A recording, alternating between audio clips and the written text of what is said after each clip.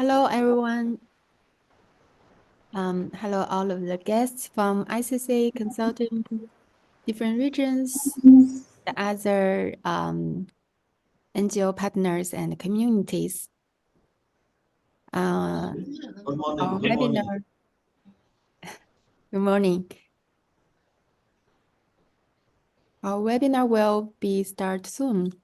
China है, नेपाल है और इंडिया है, इसलिए इंग्लिश में बात कर रहे हैं। पूरी Asia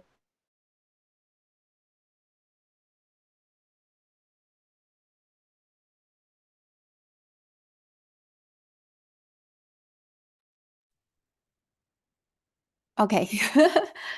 Okay. Sorry. So first we will mute everyone and I will be introducing all of the speakers and this webinar. And later, if you have any questions, you can type into the chat box and we will have a Q&A time later. Okay, hello everyone. This is a special webinar challenges and opportunities in pastoral territories of life in Asia, which is hosted by the ICCA Consortium and co-hosted by different NGOs. In this webinar, we have the Pastoral Women Alliance of India, the Third Pole Conservancy of Nepal, and the Community Collaboration for Peoples and Nature from Mongolia, and from Xi'an Jiaotong Liverpool University and the Shanxi Conservation Center. So for this webinar, the reason why we hope to have this webinar is as grassland is a very important ecosystem, which has a very rich biodiversity ecosystem surveys, and also a very rich culture of different countries, different culture, and different communities has their own culture about pastoralism and how people can live with the wildlife there. Shanxi is the coordination team for the North and East Asia region. We are happy to invite communities and NGO partners, members from Asia for this time to share their stories of pastoral territories of life in Asia. And maybe next time we will have other things like coastal and ocean marine territory of life and maybe other forest ecosystems. But for this time, why we want to focus on the rangeland is because for this place in many countries, there are a lot of still big carnivals and the conflict of human-wildlife conflict. And in many places, people are living a very close way with the wildlife and the natural resource. So today we know we have many audience inside of the ICCA Consortium and maybe some other new friends from different organizations. So we hope to listen to these stories and we will have a discussion after this. Okay, for the challenges and the opportunities, we hope you all know about the Kunming-Montreal Global Biodiversity Framework, which has already talked about how we can achieve the biodiversity conservation goal by working together with communities, indigenous people, and how to share the benefit from sustainable natural resource management. So we have 4 speakers today, And we have discussant Dr. Gao Yifang at the end will talk about his comments. Okay, so we will welcome the first story from Dai Xuan. Her speech will be about restoration and the conservation of alpine grassland in pastoral communities in China. Xuan is a PhD student from Xi'an Jiaotong Liverpool University, and she used to work in Shanshui Conservation Center. We were colleagues, so she is very familiar with the Tibetan Plateau and the communities on the Zhenjiangyuan area. So we will welcome Xuan to present her story. So Xuan, can you share your screen and maybe you can open your camera? Yeah. Yes. Thank you, Xiangying, for your warm introduction. And good morning and good afternoon to our audience. I'm really happy to have this opportunity to share my beloved stories about my beloved pastoral communities in the Alpine grassland in China. But before before the screen sharing, I need to first apologize because I might have to turn off my camera because we just tested and my slides get stuck in the first slide. So I will stop my camera and share my screen. Okay.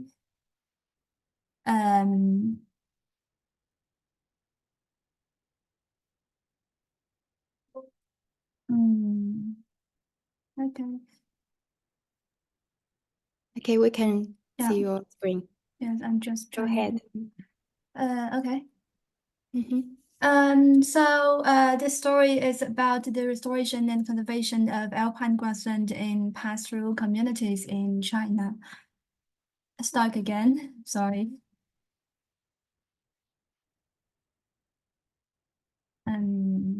Wait a minute. Okay. So I will first give a short introduction on the ecological, social, and cultural background of the alpine grassland area in China. And then I will discuss the current problems, the pastoralists' adaptation and conservation practices to depict the pastoral life in this territory. And finally, end with a reflection in terms of opportunities and challenges. Oh, here we go. So,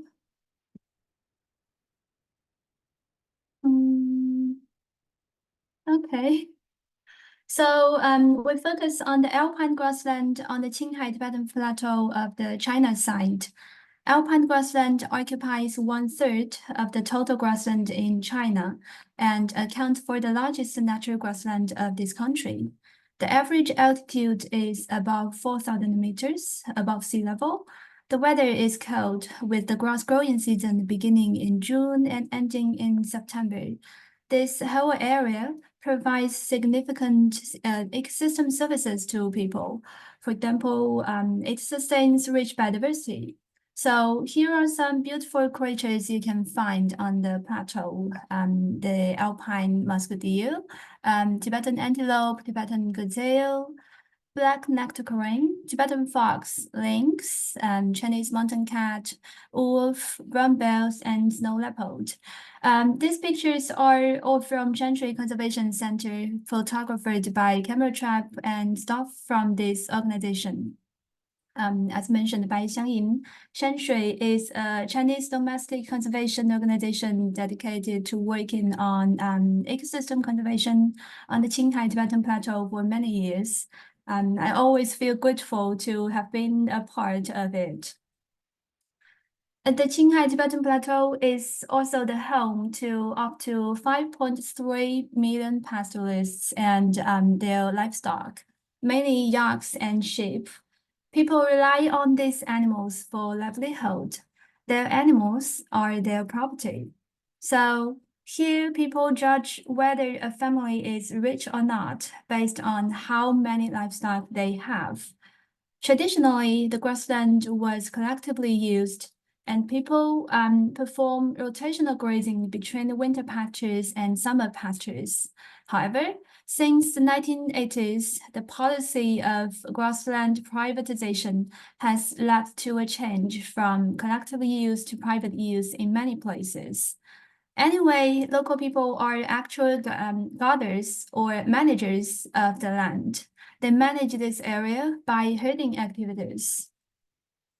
The plateau is also the cradle for the unique culture of the area.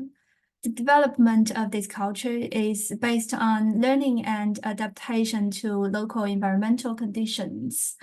And to some degree, it's also influenced by local Tibetan Buddhist belief. So,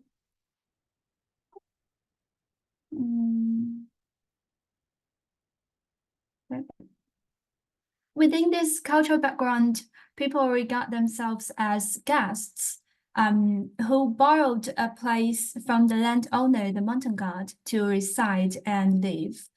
They would refuse to take any disturbance or destroy activities on this land, and all sentient beings are regarded as equal and precious, regardless of their size. In my personal experience of staying in local, I found that many pastoralists treat their yaks as family members. They can call out the name and specify the characteristics of each yak. Sacred mountains and lakes are particularly respected and protected here. Some studies have documented that this protection has led to positive outcomes for biodiversity conservation. So all these cultural dimensions have contributed significantly in shaping local people's behavior and daily actions, making them the real nature guardians of this area. One last thing worth mentioning is the water provisioning and soil water retention function of this area. As you may know, this is the source region of many big rivers of Asia. The grassland works like protective covering to the ground, helping to minimize evaporation, slow down runoff, and retain soil materials underground. However, here comes the problem of grassland degradation. So currently, the Qinghai Tibetan Plateau is undergoing a severe trend of grassland degradation. Over 70% of the grassland has been degraded to various levels. These include the change in plant communities, a decrease of grass height, grass biomass, and grass coverage. So scientists would also mention the challenges, the changes in soil properties and microorganisms. Here, I would like to particularly share two observations from the local people themselves, which are so common that I feel like I've heard them many times in my interviews. One is that when I was a kid, the pasture was so good. The grass grows so tall and dense that when you rode through it on horseback, your feet would hit the tips of the grass. Another one is that the yak fat and milk production have gotten worse. When I used to milk a yak, it felt like there was a lot of it, but now it takes several yaks to get the amount that one yak used to get. Moreover, the taste of the milk has also become blended nowadays. When you make milk tea, you need to put in more than before to make it. So these are vivid and powerful documentations of change. These descriptions are generated from local people's daily practices and bringing you immediately into the life context. I know that some researchers would really be excited about hearing such descriptions. But back to our point, degradation has made all the difference. It has brought other issues to the fore, such as extreme weathers, including snowstorms and droughts.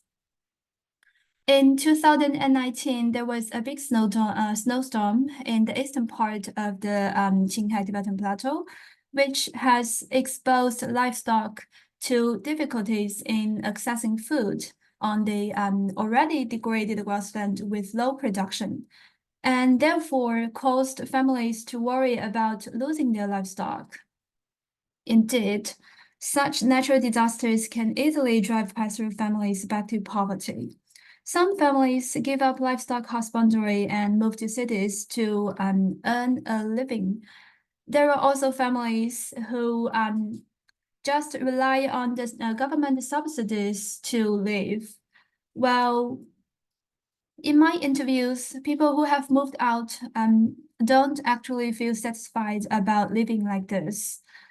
It seems like deep in their heart, being a pastoralist means being self-sufficient and being safe. As said by some people, when you live on the grassland, you get what you need to live, and you can manage uncertainties in life. But when you stop being a pastoralist, your life itself is uncertainty. Some people may go even further as the culture is built upon grassland. If the grasslands are gone, are there going to be pastoralists in the future? And what about our culture? Well, in terms of what had caused this situation, the drivers are manifold. Climate change, human activities, including exploitation, construction, and overgrazing, usually associated with political and economic factors. The process of grassland degradation is long and complicated. We can come back to this later if someone is interested. Practitioners and researchers have developed various approaches to cope with this challenge of grassland degradation. For instance, people perform enclosure and grazing control for lightly degraded areas, add nutrients and microbes where there is a constraint of these matters. And people would also practice artificial restoration for more severely degraded areas. But this kind of degradation remains to be one of the most challenging to deal with. So on the picture, you can see a typical scenario of black soil degradation, which is an extreme stage of this severe grassland degradation.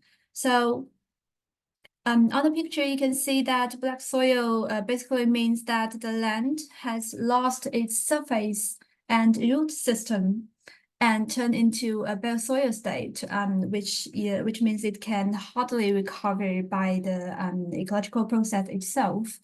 And these areas have a high risk of water and soil erosion in such areas, especially when it occurs in the mountains, as shown in this picture. From an ecologist's perspective, as long as you have lost the topsoil, it becomes nearly impossible to recover. The best strategy is that you manually add seeds into the land and manage it to grow again, just like farmers do cultivation on their farmland. The fact is, for over 2 decades, the government has been implementing such restoration projects on the Qinghai Tibetan Plateau. However, they do it in a way that design the project mostly based on map and hire big companies to have workers who are not from this area to implement the restoration. So problems within this process are from the design to the implementation, people don't really know about this area, no matter about the specific natural condition, the historical baseline, the accessibility, or simply if it's suitable for restoration. Some workers are also observed by local people that they only want to finish the job and get paid without doing it carefully. So if it's local people, we can assume that they would have inherent advantages in terms of these aspects. But at first, they were disappointed and lost confidence by the outcome of government projects. they were thinking like the grassland restoration was not going to work. The first person to eat the crab was Ba Rang. He was born in a pastoral family and returned to his hometown for work after he graduated from the university. So he himself was originally depressed by his own experience of degradation. That was one day he was out with his friends passing through a degraded grassland, and suddenly a big wind blew the sand up. He couldn't even see his friends or this place. So to him, that was a big shock. From then on, he started to work on grassland restoration, learning by doing and day by day. And eventually, he and his community achieved positive results. This story has been an inspiring one. More and more people and communities joined in action of grassland restoration. In 2019, the second community ate the crab. 2 more years later, 3 more communities, and another 2 more years, another 2 more communities. The process was not easy due to the cultural doctrines of no disturbances to the land. The leaders of grassland restoration have created new narratives to align the practice of restoration with the local value system. And it is also worth mentioning that all actions listed here actually involve conservation organizations, as there are often financial barriers for local communities. Actually, I would like to talk a bit more about the participation of conservation organizations. The thing is, local communities cooperate with organizations not only in grassland restoration, but in many other practices. I will use the example of Jiatang community and Shanxi Conservation Center, which is the case I experienced by myself. So Jiatang is a community typically facing the challenge of grassland degradation. The cooperation between Shanxi and Jiatang started in 2018. First, a series of training courses were developed on sustainable management of natural resources in perspectives like grazing control, promotion of livestock products, as well as other alternative livelihoods. From the pictures, you can see that community members were engaged in discussions and brainstorming about the solutions and all the possibilities. Disaster risk reduction workshops were organized in order to increase people's risk awareness and preparedness for disasters like snowstorms. Another fruitful practice took place in Namsi, which is about a nature watching program as alternative livelihood. So Shanxi recognized the strengths of local communities and engaged the local people in their camera trap monitoring programs. Here are pictures of local people learning to use camera traps and telescope to find wildlife. After several years of monitoring and learning, a nature-based nature watching map was developed, indicating the spots suitable for observing wildlife. Using this information and by training local people in hosting skills, a nature watching program was developed. So tourists from all over the world can come and visit the village to watch wildlife and explore nature, while local residents serving as hosts and guides. The community has established a cooperative to manage this business now, and they now even have a website called Valley of the Cats because of the high occurrence of the cat family in this area. In this picture, you can see that one of the most attractive cats, the snow leopard. According to the data to 2022, this nature watching program has generated an income of approximately 2 million Chinese yuan.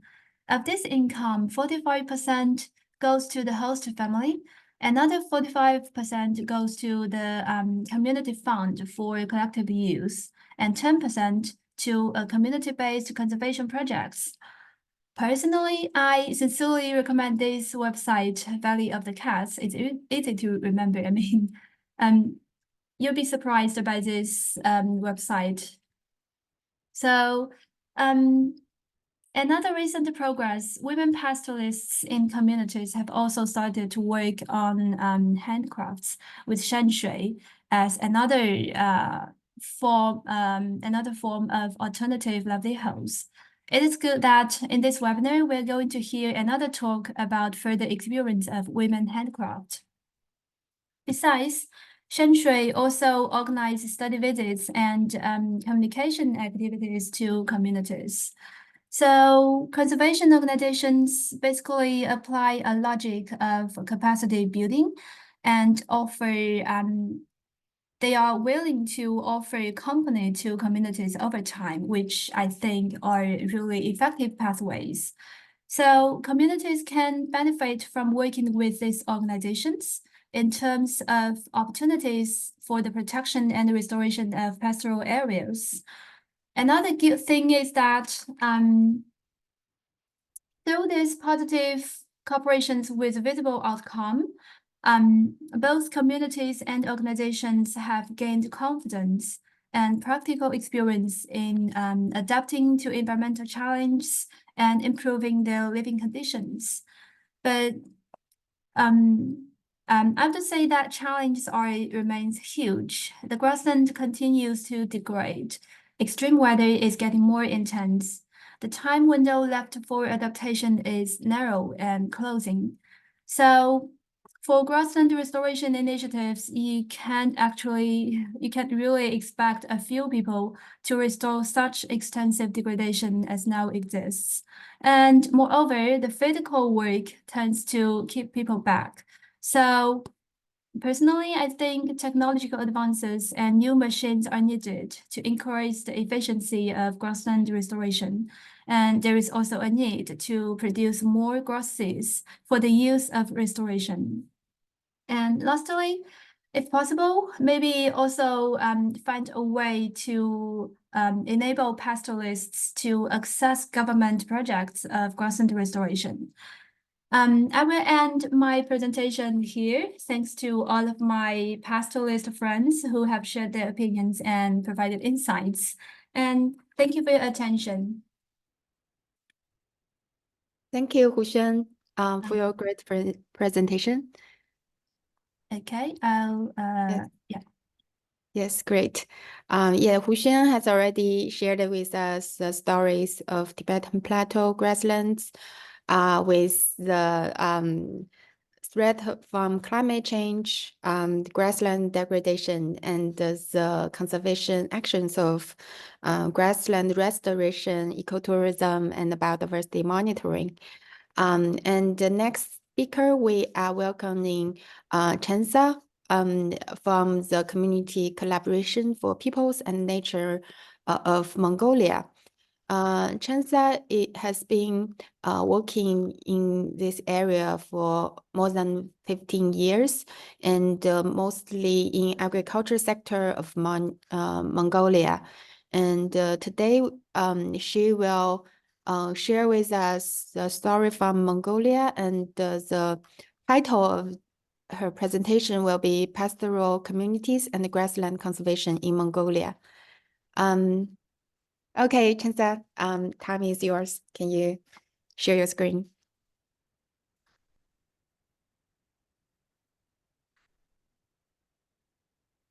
You are muted, Chensa. Okay.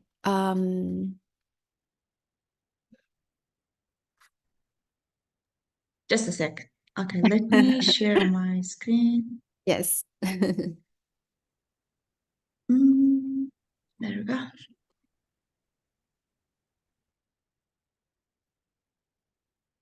Okay, can you see my screen? Yes, go ahead. Okay, so Thank you all for today's event, and I would like to introduce a little bit about the pastoral communities in Mongolia, and also a small case or small parts of our project, how we're working together in the grassland conservation in Mongolia. And I also should say this is the project I've been working, and as a member of the ICCA Mongolia group, I'm sharing my project I've involved. And then maybe during the next events, other team members of our ICCA Mongolia group will share. So this time is my turn, what I've been doing. So I'd like to briefly introduce about the current status of pastoralist herders in Mongolia, and then also main challenges facing with, and then about this small project as a case study. The Mongolia, I think, since it's our region, you know, the Asia region, most of you know about that.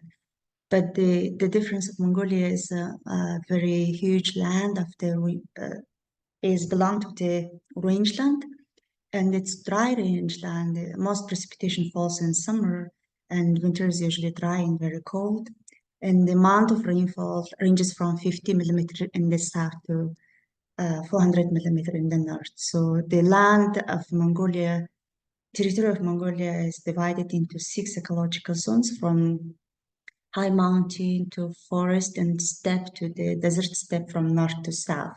So that's what the annual rainfall ranges this 50 to 400 millimeter. And what 1/3 of the total population is herders. And in Hanga region, meaning in the northern high mountains and forested region, herders usually herd horse, cattle, yak, sheep, and goats. But in the southern part or in more Gobi region, herders herd the horse, cattle, camel, sheep, and goat. So main challenges nowadays, sorry, what's happening? Okay. Let me move this. As rangeland is degrading, the main cause of the rangeland degradation is increasing livestock number and changing herd. It's happening especially in the last 20, 30 years. And then at the same time, climate is changing. And also because of this economic, this system change, herders' socioeconomic issues are increasing. For instance, young herders are leaving the sector, and then herders are having the difficulties accessing the fair market and to support their livelihood. So that's why it's kind of, you know, the cyclical downward spiral, to be able to provide, they have to increase the livestock number. So then they causes the issue in the rangeland degradation. And also the other land uses, for instance, mining and other land use change, actually causing the issue and then reducing the rangeland sizes in certain parts of Mongolia, especially maybe in Gobi region. And rangeland, according to the rangeland monitoring, National Rangeland Health Monitoring, about 42% of the total rangeland is not degraded, and 14% is slightly, and 21% is moderately, and then 30% is heavily, and 10% is completely degraded. It's not it cannot recover back on its own, so it needs some intensive and extensive investing to recover this land. Okay, what's happening? Yes, as I mentioned, another challenge is climate is changing in Mongolia. And the left-hand side, you can see that we know the global warming, and this rate of the warming in Mongolian territory is greater than the global average. It's about 1.6 in the last 3 decades globally, but in Mongolia it's 2.1 Celsius. It's greater, and precipitation is decreasing in some areas, and intensity and duration of precipitation has been changing throughout the country. And because of this climate change, like Xian was mentioning, we have this natural disasters. We call it very harsh winter. It's called Zod. And then also drought, the frequency of these natural disasters are increasing. In the right-hand side, you can see this, the temperature we had last winter. For example, in winter 2023 and 2024, meaning this last winter, we have been having very difficult winter. We call it Zod. So in this map, in the top right hand, you can see the temperature of the country. So we had this very difficult, very cold, consecutive, almost a month long, below 30, and then in some regions it reached minus 40 Celsius, and then it lasts for prolonged days, which was very difficult for herders, especially rely on the rangeland, doing the extensive herding. And the bottom graph shows that as of last week, it's a spring month, but we still have the snow core and it's not melting. The reason is because last winter when we had the first snow, and then it melted, and then again we had the snow, and then started these consecutive cold days. So like as of last week, we can see it almost in some provinces, 99% of its territory is covered in snow still. And so that's why the herders have been having very difficult winter, and then we can expect spring will be also very difficult. And okay, so I mentioned here, and then also because of the snow blizzard and heavy cold snow, we almost 150,000 people affected by this extreme weather condition, according to this National Emergency Management Agency report. And then they had to work to rescue some of the people based on the alert calls received, and then they rescued 1,430 people trapped by the snow.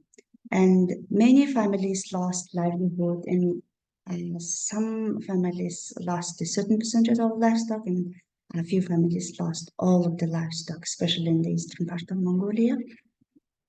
And you can see in the right hand that the total loss of the livestock. So in total, as of last week, we lost 4.9 million livestock, but we expect it will increase because in spring it will be also we expect difficult days.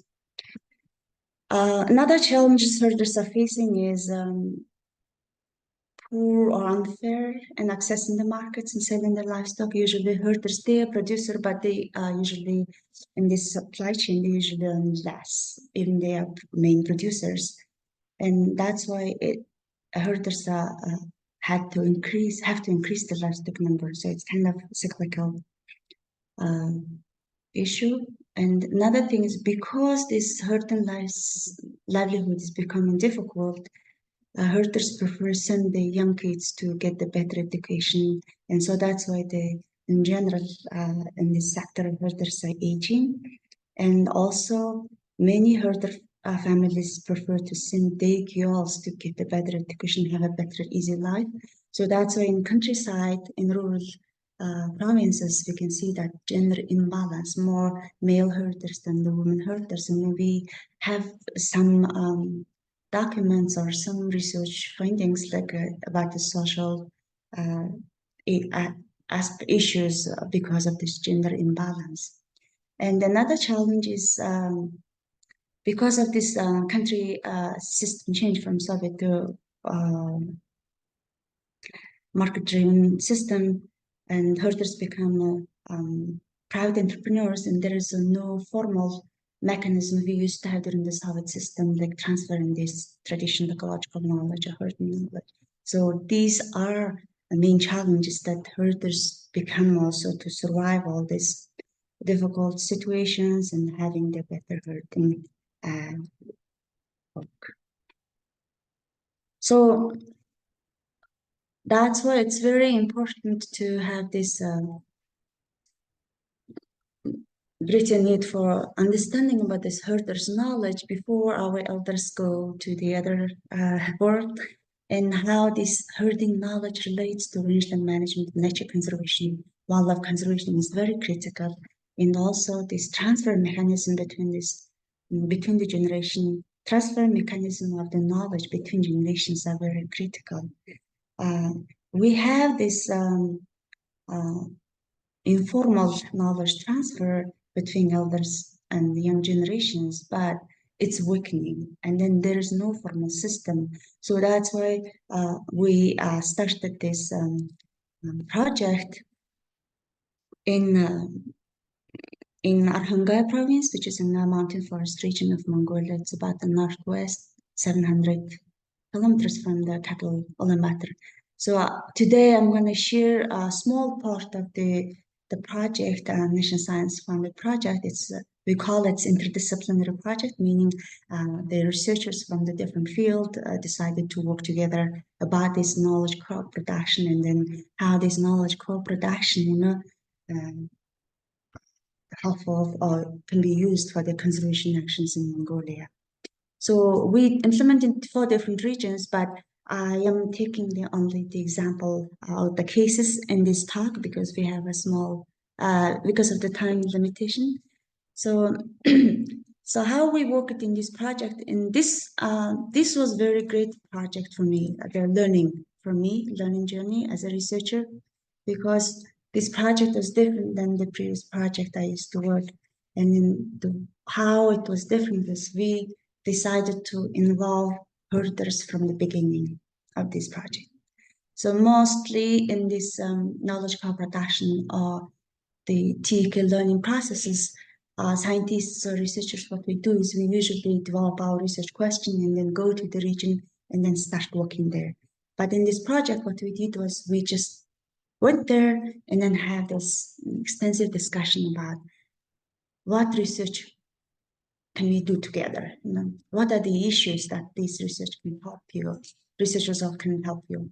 And then there were a lot of discussion because livestock get poisoned in the spring, and we have many livestock laws, and then how we can solve this issue. That was the main question. Of course, the livestock is important for herders, but also it's sometimes how this can be connected with the rangeland degradation. That was our question. So we synthesized brought all these 2 questions together on the table, and then so then how we can do this research, and then herders helped us identify where we can do this study, and then they said, well, we need to collect this rangeland study in 6 different places. Let's see how it differs if we do it very close to the family. And then how we do it in the forest, because we also graze livestock in the forest during winter. And then how about if there are some places pretty in good condition, we can do it there. And then also along the riparian area, during the summertime, we all the time use the graze there, and then we see there is some degradation, but we also want to know about that. And then there are some energy giving on sacred place. We want to also see how the rangeland condition differ in this place than other places. And then lastly, we will help you find the degraded sites and then help us to do the study there. And then we also collected the study together there. And then what happened was we collected the study together for about 2 weeks or maybe 3 weeks. And then we entered the data into the computer in UB, and then we came back with the results, and then ask and then discuss together why it's like that. And then we also shared these results during the all herders meeting. And one of the great opportunity was I happened to come back during this big meeting event. It was not planned, but there was a big event, and then they asked me to share the results, and then we can share together. And I wasn't only the presenter, and then there's some of our herders who were really deeply involved in this project also shared. We shared the presentation, and Then also during the analysis process, we discussed on how we can create the communication tool easy for us, all of us, to communicate. And then nowadays in countryside in Mongolia, most herders have the cell phone, and then in most places, herders can access internet, and not all, sometimes, if not all the time, they can climb up the mountain, or and if they go to the Sum district center, they can also occasionally access the internet. So then we had created this Facebook group chat, and then we started communicating, and that was also very good. The process. So just to give you an idea, I just put this the photo where how we sampled, where we did the sampling. So we used some research protocol, of course, but also we helped herders to understand, and herders help us how to really exact location of the study plots. That was really great learning. And then I also wanted to share with you, we're very brief about the preliminary findings. So in Azraq, it's called the Azraq Bag, it's a sub-district.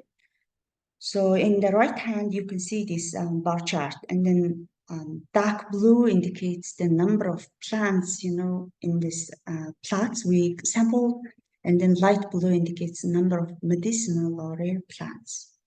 So you can see in this, this energy giving or sacred site had the most species. Like there were 84 different plants were growing.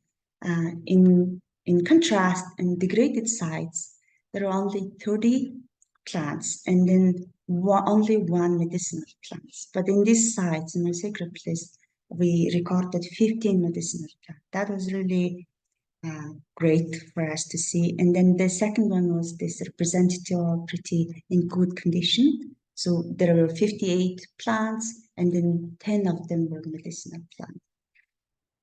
And the right-hand side, you can see these three different bar graph with three different colors. So this dark green indicates the plants covering the soil or the land, and then light green was about this litter cover, meaning the plant remains from the last year, and then the very light green is bare ground.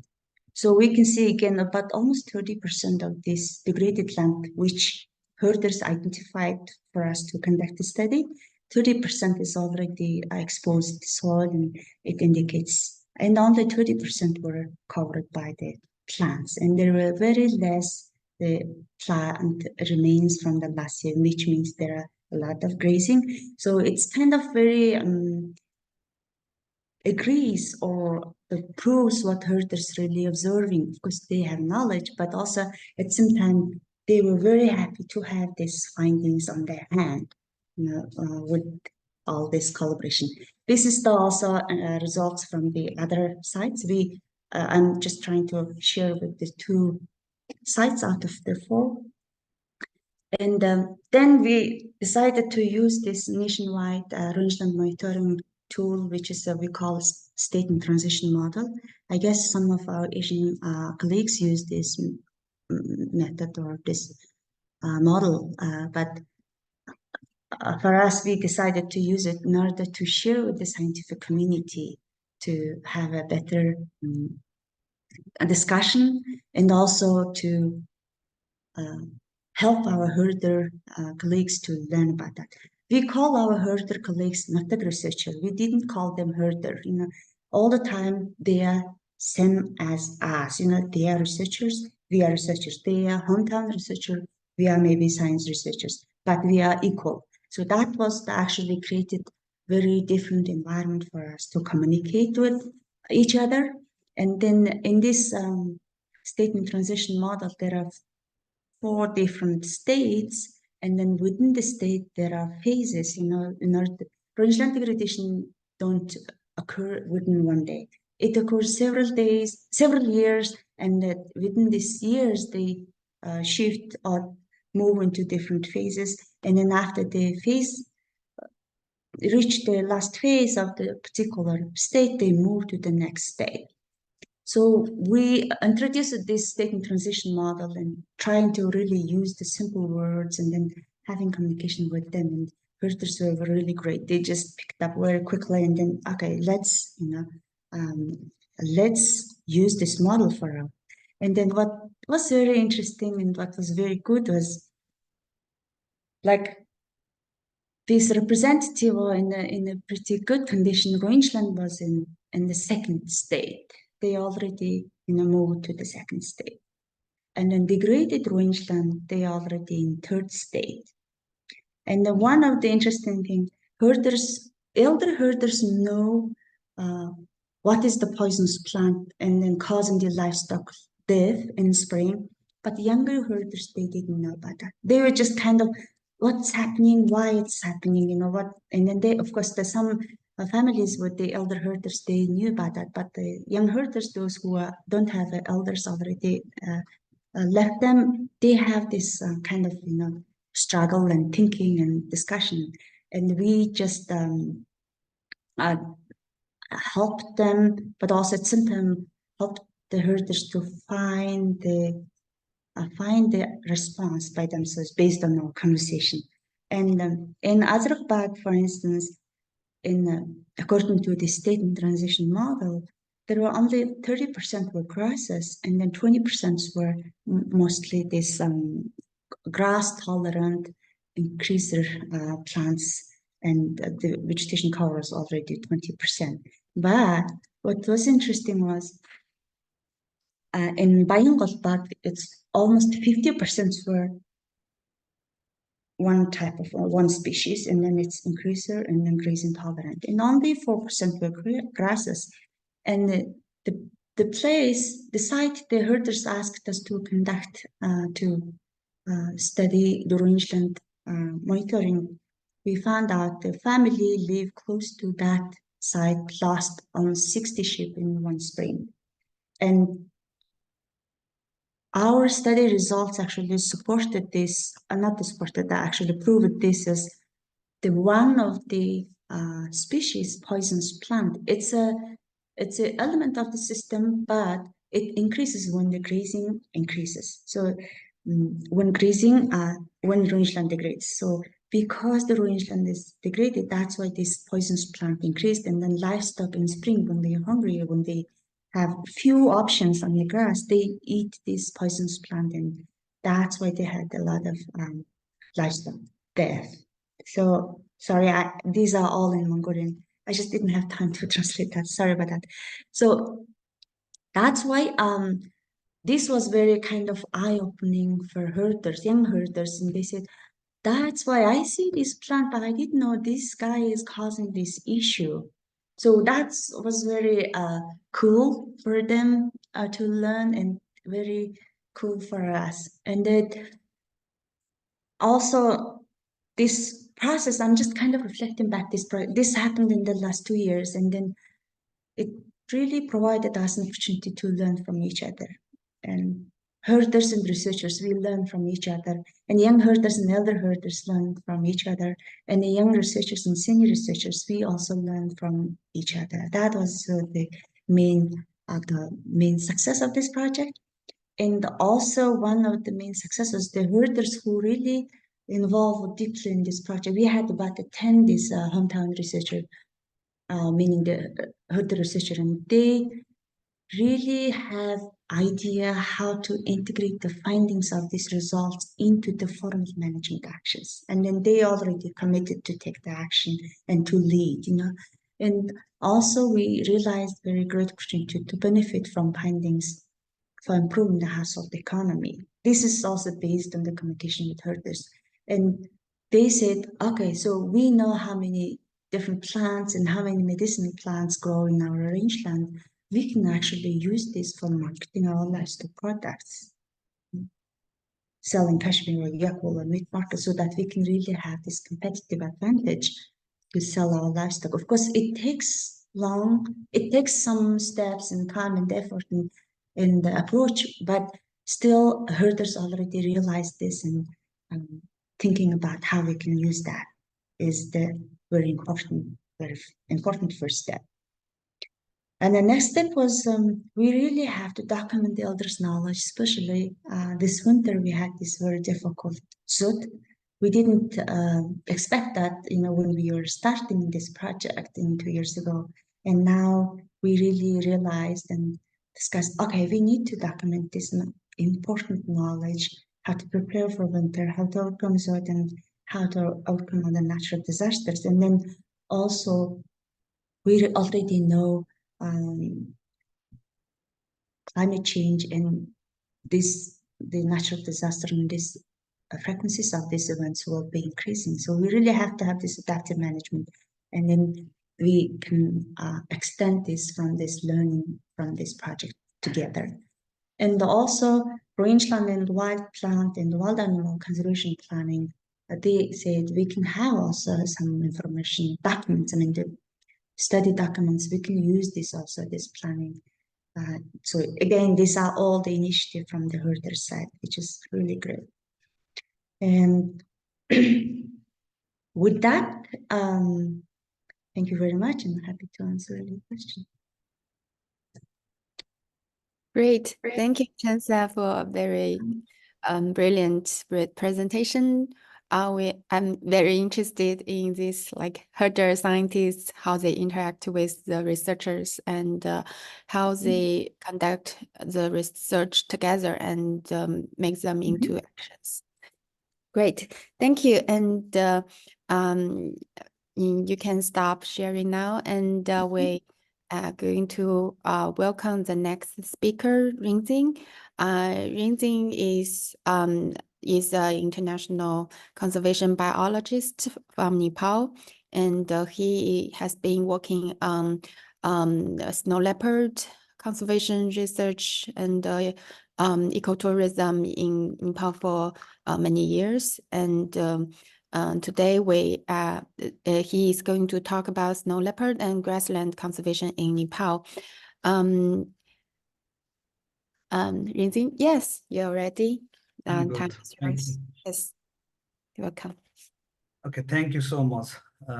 Today I'm going to present about grassland snow leopard, but I'm not going to focus a lot on the data. So here I'm going to present a preliminary state of knowledge, what we are doing and what are the plan ahead. So in reference to that, I'm going to present our preliminary findings.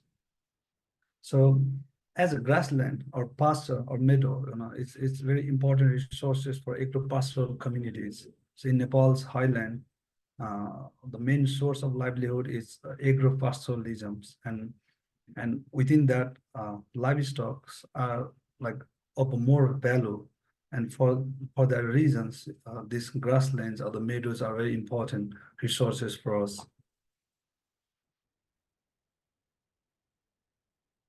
And apart from grazing land, like these are also the area that provides the vital medicinal plants for healing, health, and well-being. And apart from that, in the old times, not now, but in old times, maybe like several decades ago, there used to be a tradition of Aboriginal hunting as a part of the recreation. So this grassland were also meeting those needs of traditional communities, recreation values, and other stuffs. And like while speaking about grasslands, the grasslands are like these are the resources that are linked to livestock. And in those times, still now, livestock are perceived as a symbol of wealth and prosperity. So if because in those days, the Nepalese highlands, the main mode of economy was barter economy. So we basically barter things with each other, and the use of the cash in this tradition was relatively limited. That is why if somebody has to refer to the well-being or wealth, then the livestock were considered as a symbol of the prosperity. And apart from livestock or livelihood activities, economic activities, these grasslands also serve as a key habitat for diversity of wildlife that includes small leopard, wild elk, and many more. And today here I'm going to contextualize my story or connect my stories more with the snow leopard. So throughout the Nepal's highland, including my own native regions, there is an overlap in habitat between livestock and wildlife, especially the blue sheep, Himalayan thar, and stuff like that. And in most of the cases, such interaction is not always good. And in often cases, this interaction results in livestock predations from the carnivores like snow leopard. And this is where all the problem or all the issue starts because frequent retaliations or snow leopard have tendency of mass killing. Snow leopard get into the corral or snow leopard kills multiple animal at once, and that became very critical situation because herders, they lose a huge number of livestock which are financially or economically of high value, and these financial burdens, like put herders in pressure, and they act in retributions and brings this cat in, like harm this cat. So this over these situations, human snow leopard conflict or human carnivore conflict is one of the key conservation challenges that like we are facing in Nepalese Himalaya, and we are working, and one of our main focus is to mitigate this threat of conflict, because this is one of the direct form of the threat that like species comes in conflict or get threat or get harmed.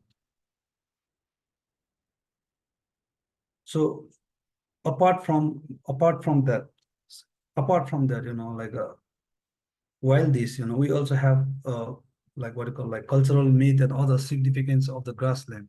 So our meadows, so we have as our previous colleague says, we have a designated grassland for different seasons. We have summer grassland, we have autumn grassland and winter grassland. But after the early spring, usually the practice is that all the livestock goes up to the summer grassland, because when somebody have the large flock of the animal, it is not enough. The spring or the autumn winter grassland is not enough to feed them, because they will need that later. So they go high into the high meadows, all alpine meadows. And before winter, and usually most of the alpine meadows are considered as a sacred site. There's like these are sacred sites, and there is a myth associated with these sites. Like there is a belief that these meadows are governed by the demigod or pastor demigod. So here in the photo, like I'm sharing. So this is the point. This is the rugged area. The south of the area is represents open forest mixed, like conifer boards mixed forest. After crossing this rugged terrain or rugged valley, and then it starts the alpine, upper alpine meadows. So this is like here I'm using this as a natural barrier or natural gateway to the alpine meadows. And before like crossing this gate or natural gate, like the usually, so this is one of the special area is called Songsa in Humla, is the name of the area is Songsa. So herders before venturing into the meadows, so they have to offer the demigod, they have to or what you call like they have to satisfy the demigod, requesting for the safety of the life and livestock. Or if they ignore, or if somebody ignores, or if they fail to do that, and there's a belief that the demigod become angry, or like or if we ignore that fact, they become angry and they manifest in the form of a snow leopard and kills livestock. Or maybe like if we further neglect this belief, then there might be more what you call like casualties or more harm to life and livestock. So these are the sanctuaries, so these are the sacred sites that both bless and brings hardship to people. And this is the faith that have been very instrumental in protecting or managing these pasture resources or these grassland resources. And like with changing times, now we are facing so many things. And the other important fact is that these grassland are not just for the resources for the like human or livestock. These are also the like the primary land for wildlife, And here I'm sharing a finding from one of our research in Nepal. So here I'm presenting NDVI, as a indirect indicator of the grassland, or the indirect indicator of the presence of the blue sheep. So in our study, what we found is that blue sheep presence or habitat use is positively correlated with the grass, or the NDVI. And it is in that sense So like in most of the cases, we fail to do that, what you call like quantitative or direct, what you call like assessment of these things. In that case, sometimes we refer this indirectly. And it is therefore the grasslands are also very important for snow leopard, because these are the major habitat, not just for snow leopard, but for its wild prey. And with changing time, now things has changed over the decade very sharply, like from the barter economic mode to cash economy or market economy. And now people need cash in order to carry out the daily activities, in order to buy the commodities that market is bringing every day. And so with this, there is also a shift in the use of the these grasslands. In the past, when the livelihood when the livestock used to be the major source of the livelihood, and livestock used to be the major symbol of prosperity, slowly with changing time, like more and more youth are migrating to cities, and with less number of people becoming in that sector.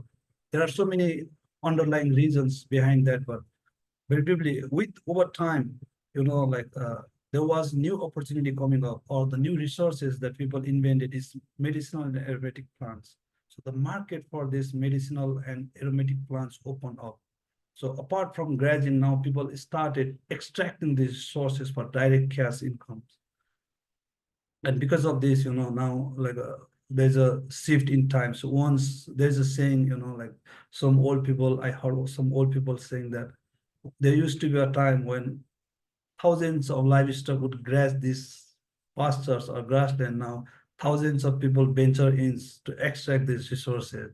So it is the same resources, it's the same grassland, but the way of extraction, the way of use is changing. The way the the pressure or all these things are changing, and human encroachment is not just is going beyond and beyond, and that is one of the challenges we are dealing at present.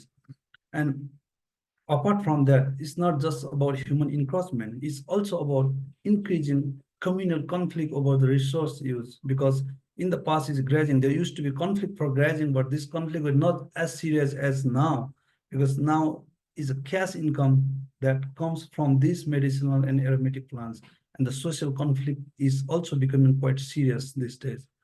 And apart from that, there are very few studies in Nepal Himalayas about the human footprints or the impact of human activities on wildlife. So this is something very important, and based on our preliminary assessment, we found that there's a significant impact from the human activities on the wildlife. It's not just about disturbance. It's one way is disturbance, one way is habitat loss, one way is poaching and subsistence hunting. So there are different contributing factors, that deserve more studies in the days to come. And with this increasing pressure on grassland, the snow leopard is also facing, increased pressure and increased threats, and that is what we are trying to focus in our study.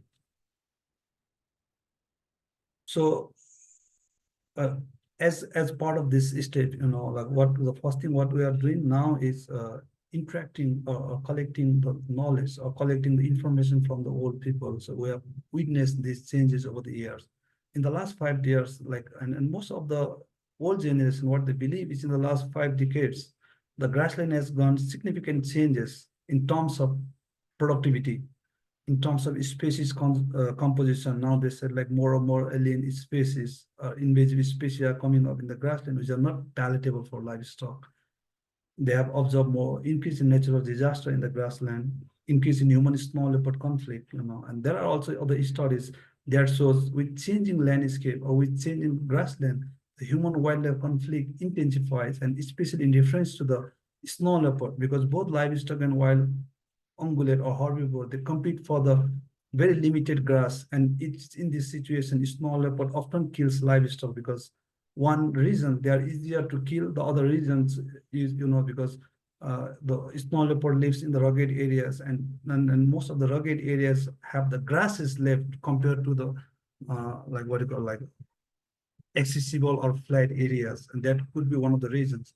or it could be because of the impact of climate change. Local people, they do believe, there is a significant impact of climate change and these changes in the grassland and overall dynamics, but there is no solid studies. We have not done this solid studies, which is one of the focus that we want to bring in. So here in the picture, I just share a picture here between two eras. So this is very descriptive. Between 2019 and 2010, there's a sharp change in the grass cover. So if we look at the dark cover, these are more of the less accessible areas. These are the more rugged areas where we see an increased grass cover. Then the northern area, which are more plain, which used to be the major grassland for summer and early autumn, there is a reduction in the grass cover. So, that is why it's also important to focus studies in this dimension to track the actual changes. And in this step, I founded Ukali, a Permanently Landscape Initiative in 2021. So one of our, there are different goals, but our key priorities were to strengthen community-led biodiversity conservation. That also includes our grassland ecosystem, developing and enhancing the capacity of local conservation leaders. So we are leading the conservation now with the first generations of the local conservation leaders in this West Nepal. And our goal is to enhance the capacity of our local citizen scientists and train more local conservation leaders, and promoting sustainable human-wildlife coexistence, because as I said, human-wildlife conflict is becoming one of the direct threats the small leopards, other carnivores are facing, and mitigating this conflict is very important for long-term conservation. And the other thing, the sustainable natural resource use and management. It is in the sense, not just grassland, because more and more people are now invading into the grasslands for medicinal and aromatic plants, but at the same time, the forest resources are also facing similar pressure. So therefore it is very important to regulate these human activities, and there are no such regulations to date, but it is very important to follow the regulation and to have a conservation action plan or use plans, stuff like that. So it is in this capacity we're using small leopard as a focal species to represent these complexities, to study these complexities in trans-Himalayan ecosystems, where grassland is, of course, a dominant habitat. So right now, what we have achieved, and what is the situation looks like is that we have been identifying the local context, issues, and gaps in grassland management conservations. In the old days, there used to be a different version of grassland use and management.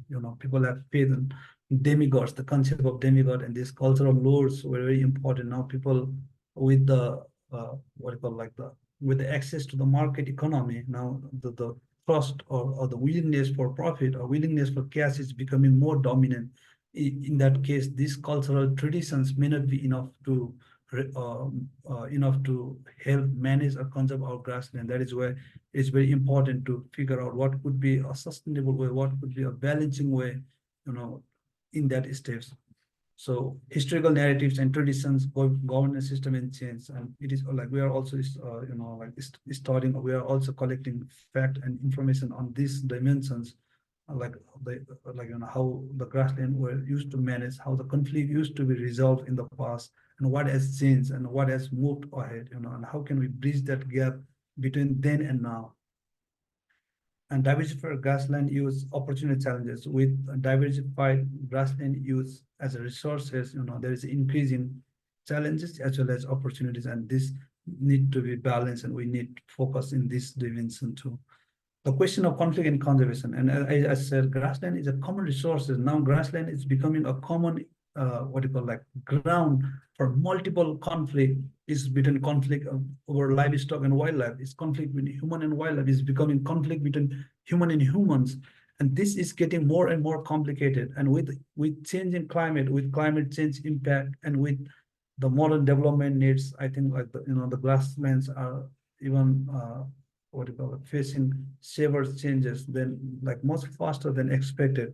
That is where systematic research and cause and impact of human activities, climate change is very important, to trace these changes and to effectively plan grassland conservations, using grassland as wildlife habitat, and using grassland as a common resources for both wildlife and human. So with this, like with this our aim to conserve our grassland, our aim to better manage grassland, and with envisioning a sustainable future for grassland, not just for wildlife, for local livelihood and overall wildlife conservation.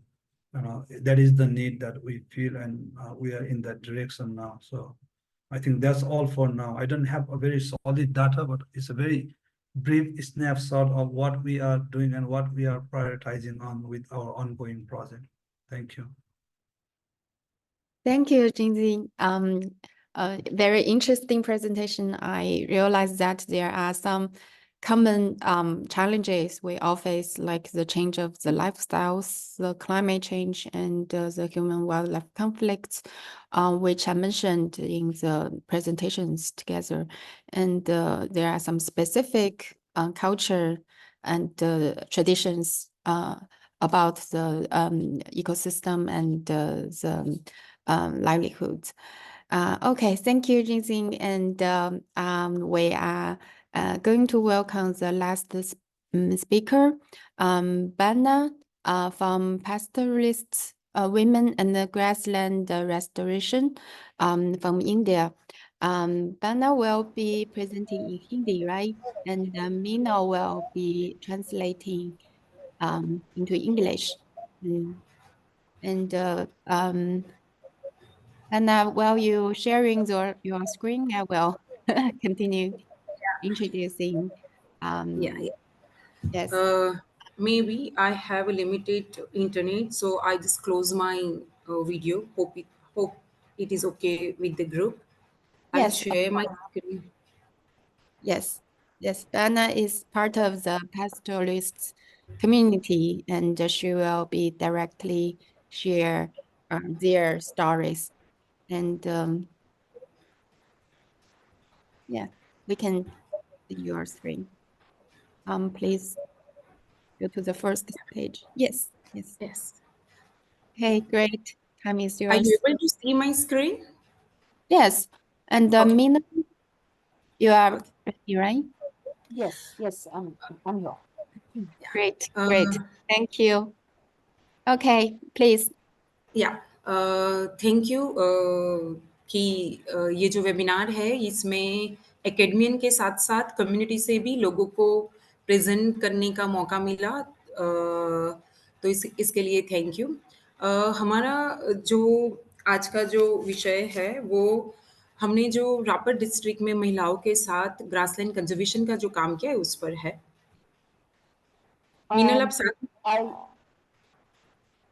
जी भावना, मैं translate कर देती हूँ उसको। हाँ Thank you for inviting community members along with academics to present their work in the webinar. I will be talking about the work of grassland restoration that women have spearheaded in a state in Gujarat, in India. So India में मालधारी जो जाने जाते हैं वो जाने जाते हैं क्योंकि मालधारी का कोई परमानेंट एड्रेस नहीं होता है। मालधारी उस रीजन्स में रहते हैं जहाँ बहुत रेनफॉल कम होता है और खेती की शक्यताएं बहुत नहीवत होती है। Maldharis or pastoralists, as we call them in India, are people who have no permanent address. They keep moving with their livestock, and some of them, Bhavna previous slide पे जाएंगे आप? हाँ, sorry. और वो and they are they inhabit areas and graze areas where there is very little rainfall. India में जो पास्टोरिस्ट का जो पॉपुलेशन है अप्रॉक्सीमेटली 8% पॉपुलेशंस है। मालधारी रेसिडेंशियल मालधारी भी है, उसमें नॉमेडिक पेस्टोरलिस्ट भी है, सेमी नॉमेडिक पेस्टोरलिस्ट भी है। तो जो गांव में रहते हैं पर एक दिन में अपने पशु को चरा के वापस लाते हैं वो रेसिडेंशियल्स है। नॉमेडिक जो साल में 4 महीना अपने पशु के साथ माइग्रेट करते हैं, और ऐसे भी पेस्टोरलिस्ट है जो पूरे साल घूमते रहते हैं और कभी भी अपने गांव में वो वापस नहीं आते हैं। जो कम्युनिटीज़ है मालधारी की, उसमें बहुत अलग-अलग, जैसे गुजरात में रबारी, भरवाड़, कर्नाटक में कोरबा, महाराष्ट्र में धंगर, वो डिफरेंट प्रकार की कम्युनिटीज़ है जो पशुपालन के साथ जुड़ी हुई है। और मालधारी जो इंडिया में है वो बाय कास्ट नहीं जाने जाते हैं, वो ऑक्यूपेशंस बेस्ड जाने जाते हैं। महत्तम भारत के करीबी सारी ही स्टेट में मालधारी है। कुछ स्टेट में बहुत कम पशु पालक है, पर ज़्यादातर सारे स्टेट में मालधारी अभी भी है। हम शीप, गोट, काऊ, बफेलो, हम डोंकी भी रखते हैं और कैमल भी रखते हैं। हमारे जो माइग्रेशंस के रूट है वो बहुत डिफरेंट है। हम कभी एक गांव से हमारे आजू बाजू के गांव में माइग्रेशंस करते हैं, कभी ब्लॉक स्तर पर भी माइग्रेशंस हमारा रहता है, कभी डिस्ट्रिक्ट और कभी स्टेट। जैसे कच्छ का अगर हम माइग्रेशंस के पैटर्न देखें तो उसमें अंजार और जो बचाऊ ब्लॉक्स है वो महाराष्ट्र और मध्य प्रदेश में अपने पशु के साथ माइग्रेशंस करते हैं। The total population of pastoralists in India is approximately 8%. And the kind of pastoralism practiced also varies across different states in India. Some pastoralists are nomadic, which is they continue nomadic pastoralism throughout the year. They keep moving with their livestock. Some are residential, which means that they have livestock, they live in a village and they graze their livestock during the day and come back to their houses at night. And there are some who do seasonal migrations for grazing as well. The range of communities across India also varies. You have the Raika and the Rabari in Rajasthan. You have the Thangar in Maharashtra. You have communities like the Bharwads who actually stay in a state but migrate into another region. And then you have people who, like the Gaddis and Gujars, who are transhuman pastoralists in the Himalayas. There are various kinds of livestock that these communities have: sheep, goat, cows, buffaloes, horses, donkeys, camels, yaks, etc. And their migration routes also vary. The this is a caste-based occupation in India, so they are not known by their caste but by their occupation.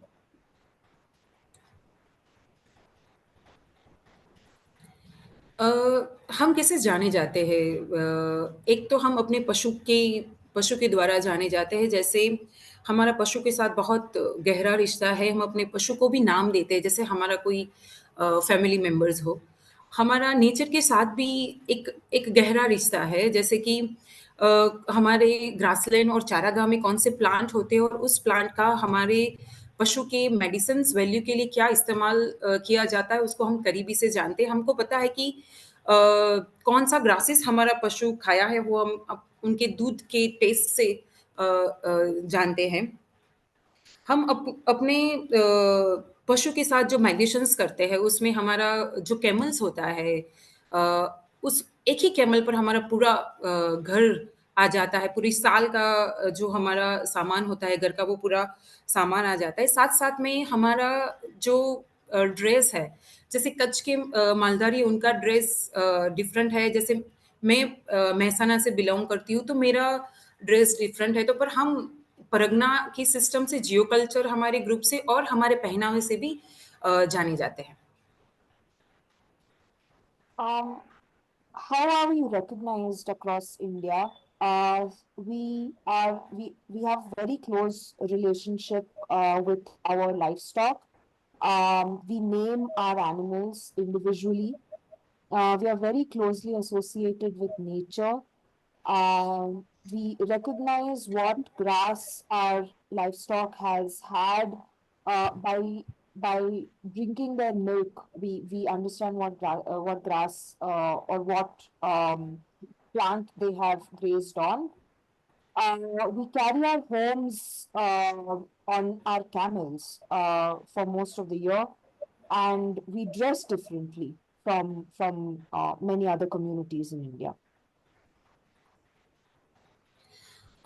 हम अपनी way of traditional life से उसे भी जाने जाते हैं जैसे गुजराती में एक कहावत है कि माल छे तो मोभो छे मीन्स पशु ही हमारा प्राइड है और जो हमारा पशु है पूरा चारागाह पर निर्भर है तो हमारा बहुत क्लोज रिलेशंस है चारागाह और पशु के साथ साथ साथ में हम जैसे मैंने पहले ही बोला कि हम कास्ट से नहीं जाने जाते हैं जैसे रबारी और भरवाड़ हिंदू कास्ट है जत हालेपुत्रा रायशीपुत्रा मुस्लिम कास्ट है तो हम सब लाकड़ी भाई के नाम से जाने जाते हैं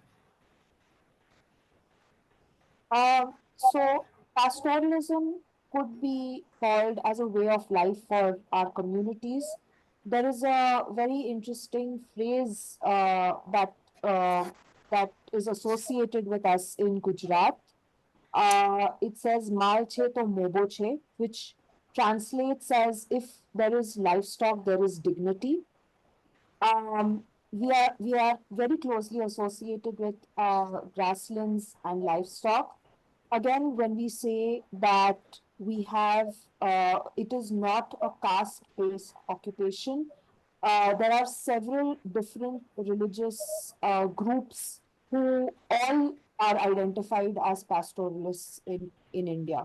So it is our traditional way of life and the way we are with animals that that's the way you can recognize us.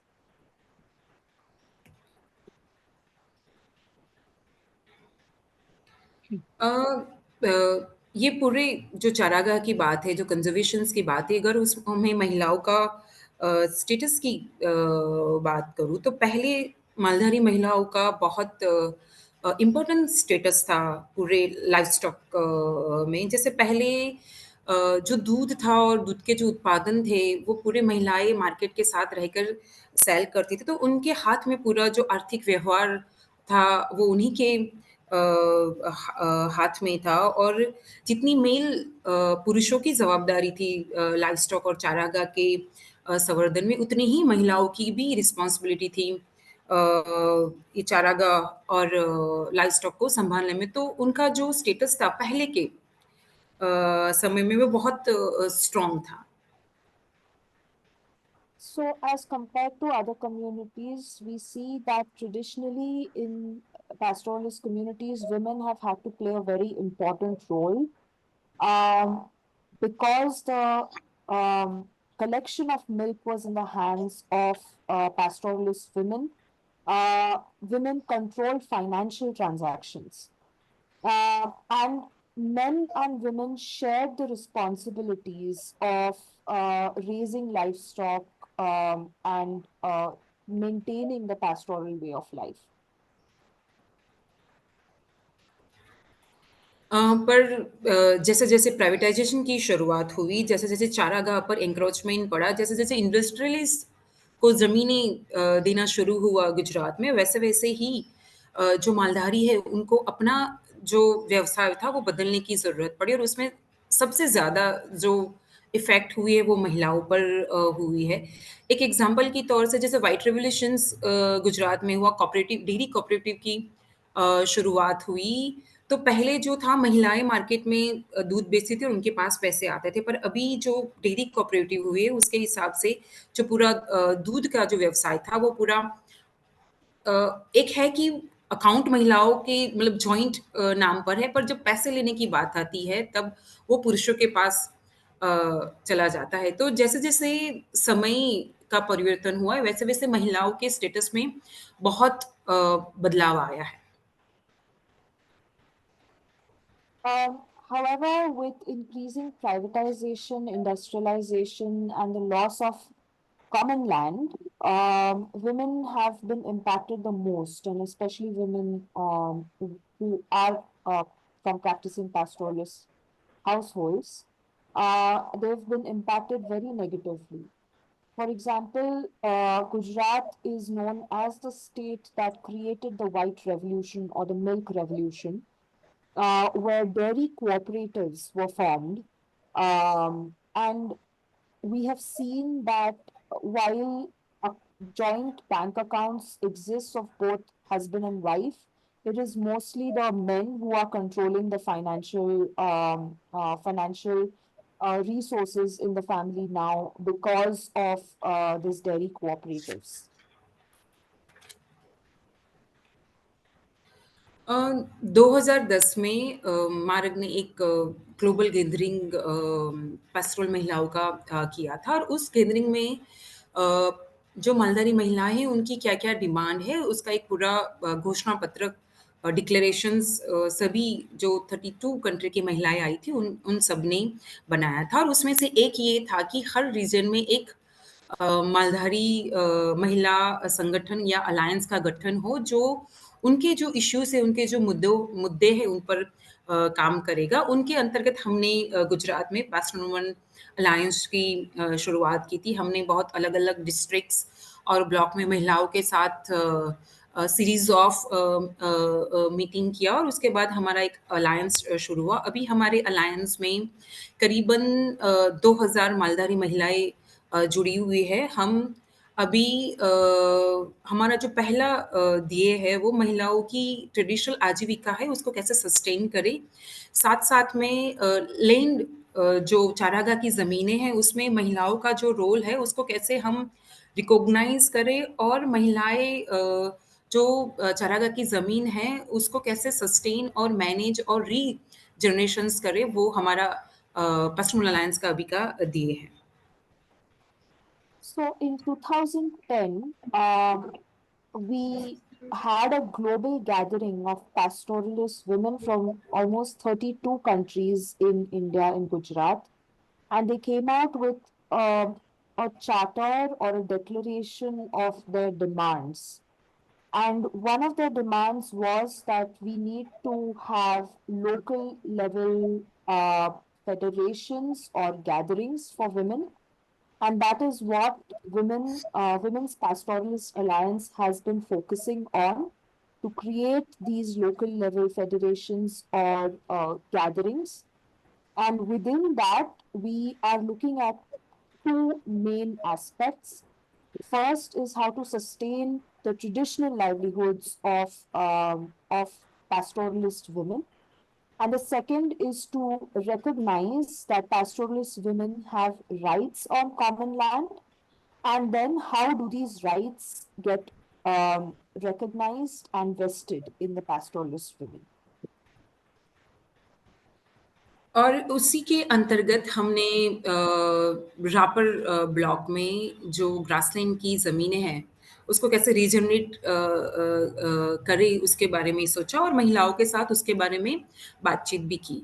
और उसी के अंतर्गत मार्ग ने एक जो सर्वे किया था 2017 में 836 विलेज का और उसमें हमने ये पाया कि जो सरकार का ही डेटा था, हमने सरकार से ही डेटा लिया था कि उनके हिसाब से कितनी गौचर लैंड अभी भी है क्योंकि गुजरात में एक लॉ है कि अगर आपके गाँव में 100 एनिमल्स है, तो 40 एकड़ ज़मीन गौचर के लिए रखी जाती है। तो उसमें से हमने पाया कि 62% जो चारागाह की ज़मीन है, उसकी अभी घट है और कच्छ जैसे हमने देखा कि 1985 से 2018 तक 90 टाइम वहाँ पर ड्राउट डिक्लेयर हुआ है और ज़्यादा जो लाइवस्टॉक है, जैसे लाइवस्टॉक सेंसस हम देखें तो 19 लाख पशु है जो खाली कच्छ में हैं। पर उसके हिसाब से उनके पास क्योंकि कच्छ के जो मालधारी है वो 8 महीना माइग्रेशंस करते हैं, पर 4 महीना अपने गाँव के आसपास वो रहते हैं, जहाँ पर वो अपने पशु को ग्रेज़िंग करा पाएँ। तो अभी वहाँ पर कोई मैकेनिज़्म नहीं था कि चारागाह की ज़मीनों को कैसे वो सस्टेन करे, और सबसे ज़्यादा महिलाओं का जो रोल है चारागाह की ज़मीन पर, उसको कभी रिकॉग्नाइज़ नहीं किया है और देखा नहीं गया है। तो हमने इसके हिसाब से कच्छ में शुरुआत की, वहाँ की महिला संगठन के साथ रहकर 10 गाँव को हमने आइडेंटिफ़ाई किया कि वहाँ की जो गौचर की ज़मीन है या चारागाह की ज़मीन है, जो कॉमन ज़मीन है, उसको कैसे कंज़र्व किया जाए। Basically, Gujarat has a law which says that for every 100 animals in a village, 40 acres of land needs to be safeguarded as grasslands. And in 2017, we tried to do a survey based on this about how much land was available. And we realized that there are almost 62.91% of pasture land in almost more than 800 villages was actually did not have adequate grasslands or grazing areas. And so it was decided that in these villages, Kutch, the pastoralists migrate out of their villages for 8 months, and for 4 months they are in the village. Now, when they are in the village for the 4 months, there is no mechanism left to govern pasture land or to control the pasture land. So we decided that in 10 villages, we will talk to the women and we will ensure that they are put in charge of governance and management of the process.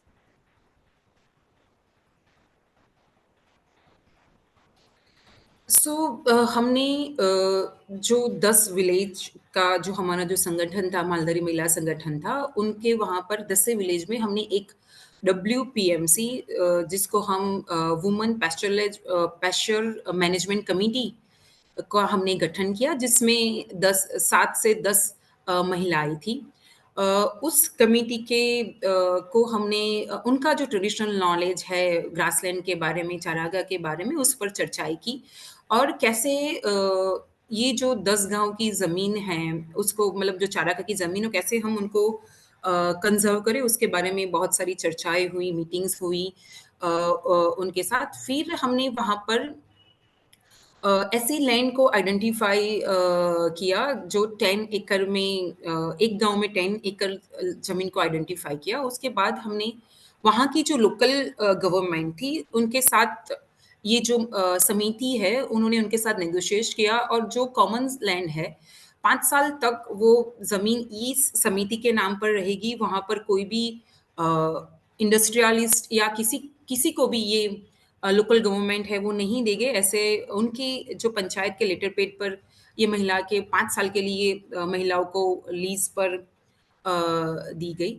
और उसके बाद हमने महिलाओं के साथ GPS की एक training की, मोबाइल्स ऐप जो अलग-अलग है कि कहाँ पर वाटर कैचमेंट एरिया है, कैसे हम ज़मीन को जीपीएस से नापते हैं, उसकी तालीम हुई, और महिलाओं ने अपने आप पूरी ज़मीन को नापा, उन्हें देखा, और महिलाओं ने कुछ रूल्स और रेगुलेशंस भी बनाए कि कहाँ पर स्मॉल रूमिनेंट ग्रेज़ कर सकते हैं, कहाँ पर बड़े एनिमल ग्रेज़ सकते हैं, कौन से एरिया में मतलब कब वो जाएँगे, कहाँ जब वहाँ का ग्रास मैच्योर हो जाएगा, वहाँ पर जाएँगे। तो ऐसे रूल्स और रेगुलेशंस महिलाओं ने बनाए। कई-कई जगह पर उन्होंने सिल्वो पैस्चर प्रैक्टिस भी यूज़ की कि कहाँ पर पेड़ लगाने की ज़रूरत है इस ज़मीन में, उसके बारे में भी महिलाओं के साथ कम्युनिकेशंस हुआ, और महिलाओं ने ये पूरा वहाँ पर किया। So, these women who were identified from the 10 villages, in each village, we created a women pastoral and management committee. And each committee had around 7 to 8 women in the committee. And essentially, what the committee did was initially it began to understand knowledge of the pastoral women around grasslands and how the governance and management systems worked before. Post that, the WPMC also negotiated with local government to lease around 10 acres of land in each village to the WPMC for them to manage and for them to govern, and also asked the local government to ensure that no industrialists or outsider or encroachment is done on this land, um, which the WPMC was managing as grasslands. For the governance of these grasslands, various activities were done. Initially, there was resource mapping using GPS technology, and the women were trained in the use of this technology. Again, through tapping of pastoral knowledge, and then in many places, women also decided where trees needed to be planted in some areas. So these were the different kinds of activities that were done, and they were also ensuring that traditional grassland seeds are protected. ये कुछ pictures है वहाँ के grazing land के, मतलब Commons land के, जो अभी वहाँ पर यूज़ कर रहे। बहुत सारे चैलेंज का भी हमको यहाँ पर सामना करना पड़ा। जैसे हर विलेज में कास्ट डायनामिक होते हैं, और मालधारी को, जैसे गाँव का जो सिस्टम होता है वहाँ पे लास्ट जो होता है वहीं पे मालधारी रहते हैं, क्योंकि वो पशु रखते हैं। तो दूसरे जो समुदाय है वो यहाँ पर महिलाएँ, और ख़ास करके मालधारी महिलाएँ इस पूरी प्रोसेस करेंगे, तो उसमें उनको बहुत, मतलब उनके साथ डायनामिक हुए। साथ-साथ में समुदाय में से भी जैसे पहले के जैसे मेरे घर की बात करूँ तो मेरी माँ मेरे घर में डिसीजंस लेती थी, पर वो घर में चलते, पर जब समुदाय की बात आती है, ज़ाहिर तौर पर लीडरशिप की बात आती है, तो हमें यहाँ पर मेल बहुत जल्दी महिला लीडरशिप को एक्सेप्ट नहीं कर रहे थे कि वो सारे रूल्स बनाएँगे, वो इस पर एक्सेस करेंगे। तो वो चैलेंज का हमको सामना करा। साथ-साथ में कभी बहुत 10 गाँव में से बहुत ऐसे गाँव में भी हमें ये भी देखने को महिला खुद आगे आने से थोड़े डर रहे थे, क्योंकि ऐसी लीडरशिप उन्होंने चाहे तौर पर अभी तक नहीं ली थी। दूसरा ये था कि वहाँ पर कच्छ, क्योंकि ड्राउट प्रोन एरिया है, सेमी एरिड ज़ोन है, तो वाटर रिसोर्स हमें जल्दी नहीं मिल रहा था कई-कई जगह पर। दूसरा कि रेनफॉल, जैसे एक साल हमारा बहुत अच्छा रहा, दूसरे साल रेनफॉल बहुत कम हुआ। तो वहाँ की जो कंज़र्वेर का पार्ट था ज़मीन को, वो दिक्कत का सामना करना पड़ा।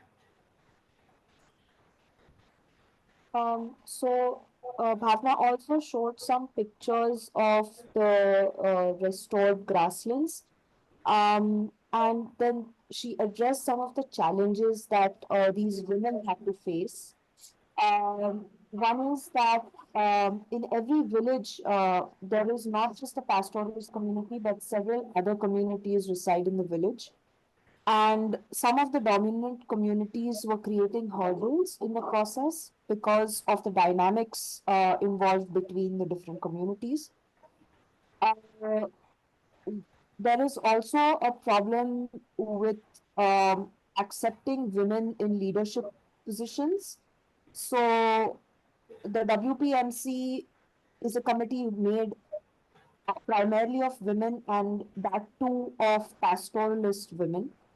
So any kind of decisions to be accepted by the entire village took a lot of time and efforts because it was done by women.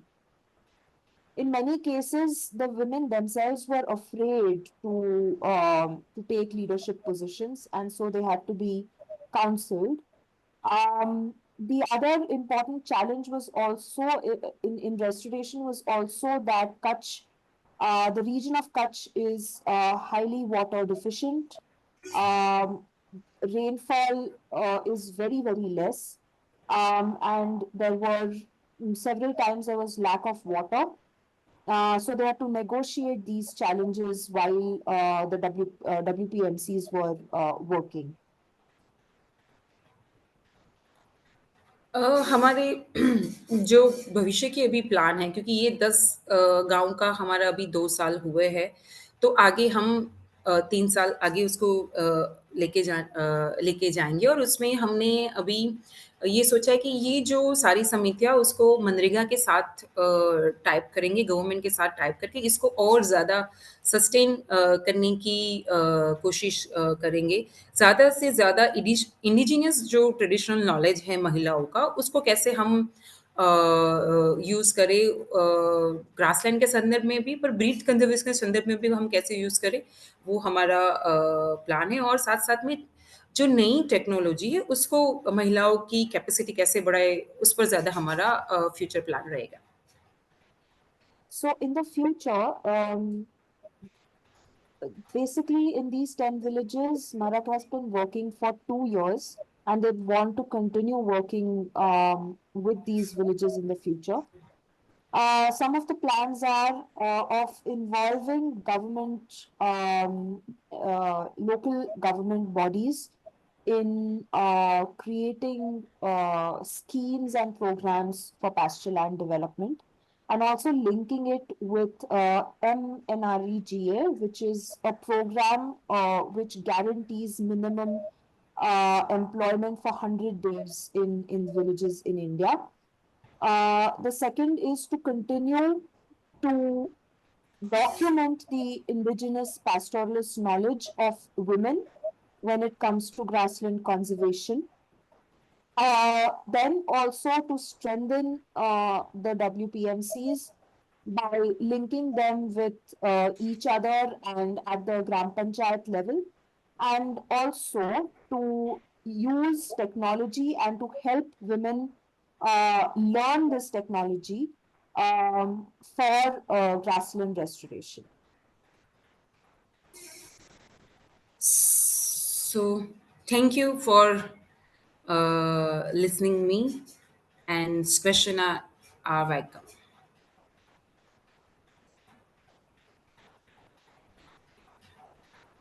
Great. Thank you, Vanna and Mino. It's a very inspiring presentation, and I'm very impressed with how the Alliance of Women are working on the rights, traditional knowledge, and the mechanism to govern the governance in the common resource and the grassland management. And I believe there are many questions raised in the chat box. And first, we will welcome our discussant, Dr. Gao, to share his comments. And he may have some questions himself. And you have the privilege to ask the first round of questions, and then we have some time for the Q&A session. For Dr. Gao, if you have already seen the introduction, Dr. Gao used to work a long time in the Tibetan Plateau in China, and also he is a conservation scientist and anthropologist, graduated from Yale University, and he is now working in Nepal with a new adventure. And welcome, Dr. Gao, and please. Okay. Thank you so much for the introduction. What a wonderful webinar. I learned so much from the 4 presentations. So I think one of the values, or the most important values from my perspective of this kind of event, is to facilitate the collective learning of conservation practitioners working in different contexts.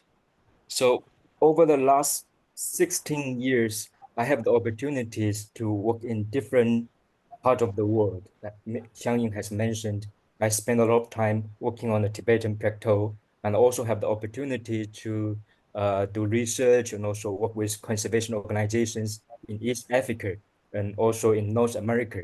So throughout this experience, I always find a lot of similarities, also a lot of differences across different case studies, across the conservation practice of different organizations in different parts of the world.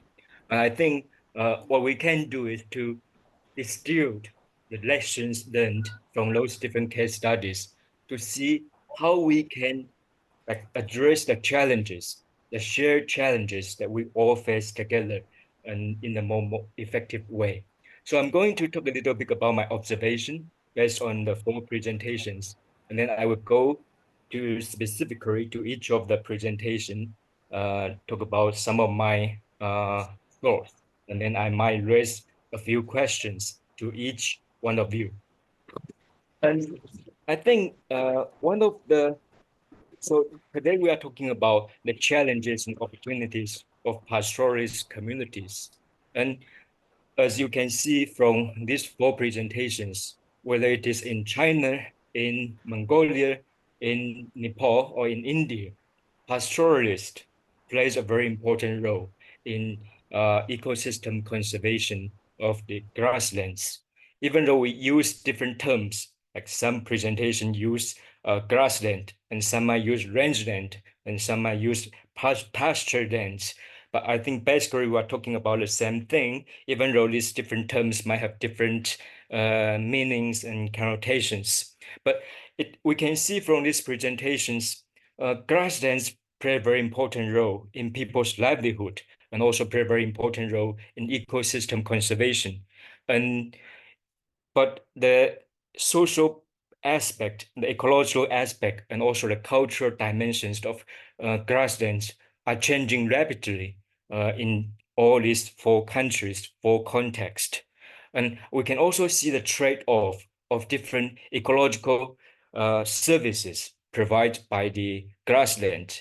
For example, the provisioning service of grassland that offer the grass and also the production materials for local herders, local pastoralists, the provisioning service of the grassland, the cultural service provided by the ecosystem, like the grassland is the channel and also the platform or the basis for all this indigenous ecological knowledge and their traditional belief. So people are worrying that if we lost the grassland, will this kind of traditional way of life continued? So grassland also provide very important cultural service. And grassland also provide very important regulating services. It's the base of this ecosystem, and also the provides a lot of diverse habitat to different ungulate species and different carnivores. So grassland also function as the base of all these ecological functions. And what if there are conflicts between these different ecosystem services? And how are we going to deal with the trade-off of these different ecosystem services? Who gets to decide? And how can different knowledge play a role in helping us to understand what is going on with the ecology, with the ecological, the social, political, and also the cultural aspect of grassland degradation? And how are we going to address those challenges? And all this question goes back to the idea of governance. Who gets to decide how we are going to live together with non-human animals in our shared landscape on a shared grassland, and how whose knowledge matters? And so all these questions bring us together to the idea of governance. This is some of the observations that I saw from the 4 presentations, very important topics. And I think each presentation has touched a little different aspect of the issue of governance in different ways. Now I'm going to go into each presentation and share some of my observations and some reflections. Okay, the first presentation from Hu Xuan, really very informative. If I use a keyword to describe each presentation, I think Hu Xuan's presentation, the keyword would be community-based restoration. So Hu Xuan talked about the different case studies or different practices by local Tibetan herders and also the practices by conservation organizations like Sanctuary. Their efforts to restore the degraded grassland. And I really appreciate and I enjoy reading the quotes from the local herders, which makes your presentation really very vivid and really give us a taste of the spice or the sense of how local communities perceive what is going on with the grassland and how can we address those challenges. So two questions for Hu Xuan. So you talk about restoration, and restoration is an effort that is promoted by United Nations and all Chinese governments and many conservation organizations that are also working on restoration. So when it comes to restoration, is there an end point? What kind of state are we going to return to? Or with the idea of restoration, do we have the assumption that the past is good and the present is bad? So we need to restore the current status to a previous point in order to achieve a certain status of the ecosystem that satisfied what kind of benefit of the ecosystem and from whose perspective. So is there an end point for restoration, or is it going to be a very dynamic process? And who gets to decide what is enough and what kind of grassland do we want? So this is the first question. Another question that really interests me is that you mentioned how the local Tibetan herders, especially those practitioners, change from a non-disturbance assumption to a disturbance narrative in order to motivate local herders to participate in the conservation, especially the restoration efforts. You mentioned Balang, they changed the narrative. So how exactly did they do this? And how do local people receive this kind of change in their fundamental beliefs? And I think these are important questions that we can learn from this case study. Okay, and for the second presentation from Now, Kensa. Hello? I think can we go through the first talk, and because there are some questions in the chat box, we may with the first speaker first and then second speakers. Is that okay? I prefer, what do you think? I think I can go through all the 4 presentations, then we can let them have some time to think about how they are going to respond. What do you think, Hu Xuan? I think they will forget their questions. Okay, maybe Okay, we can okay, ask okay. Hu Xuan Yeah, directly together, and then we go to second okay. talk. Okay. Yeah, okay, Okay. thank you. Yeah. So, Hu Xuan, the floor is yours. Yes. Okay. Well, thank you for the impressive comments and for the brilliant questions. I think you really got the point. So, Dr. Gao, I think, at first I was worried about your question because I know you also worked for a long time in Tibet, and we actually share the same field study site. So yeah, but I will just share my understandings about these questions. So in terms of the grassland restoration, this is exactly the topic that I work on, and I actually use perspective of social ecological system perspective to address this question. So that basically means I talk to local people, local herders. So that's why I have many quotes in my slides.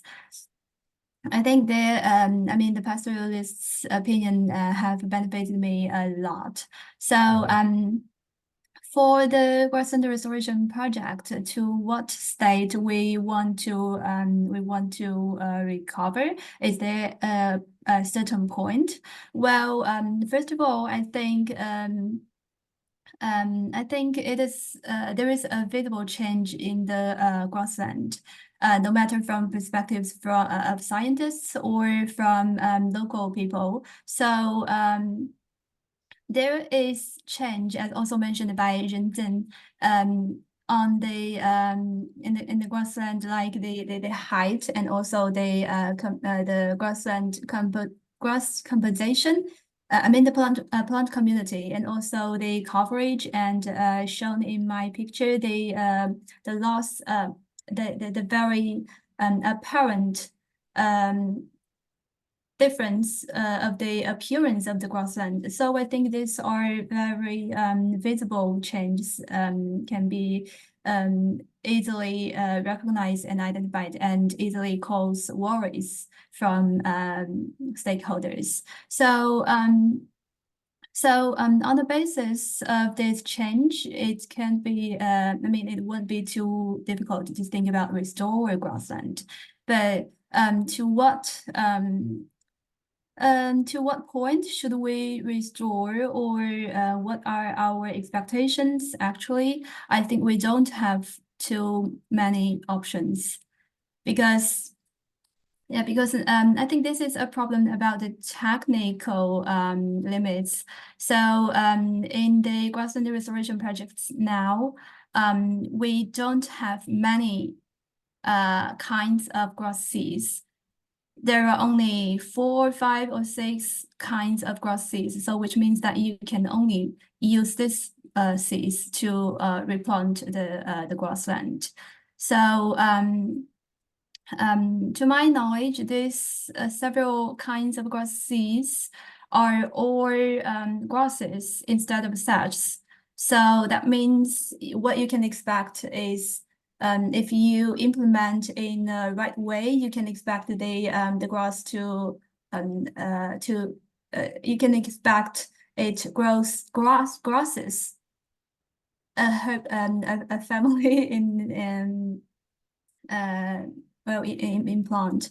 So you cannot expect that the grassland to recover to a natural state with such dominated grassland.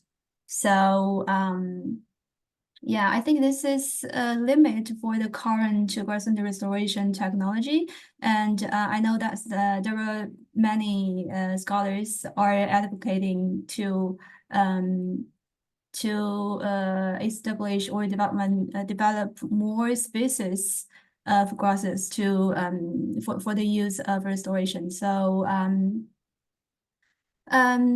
So basically, these are our current choice of grassland restoration, and based on that, we can manage the like the height or the coverage.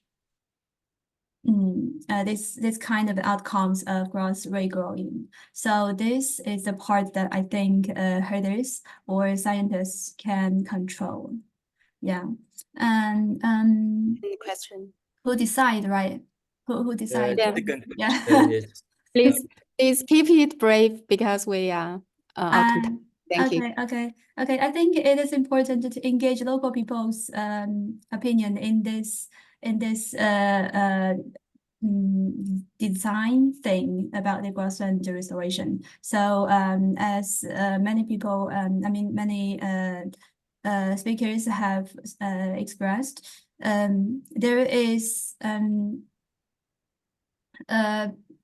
like the local people's opinion are usually underestimated. So I think this is what we can do, or what we can improve. Okay. Yeah.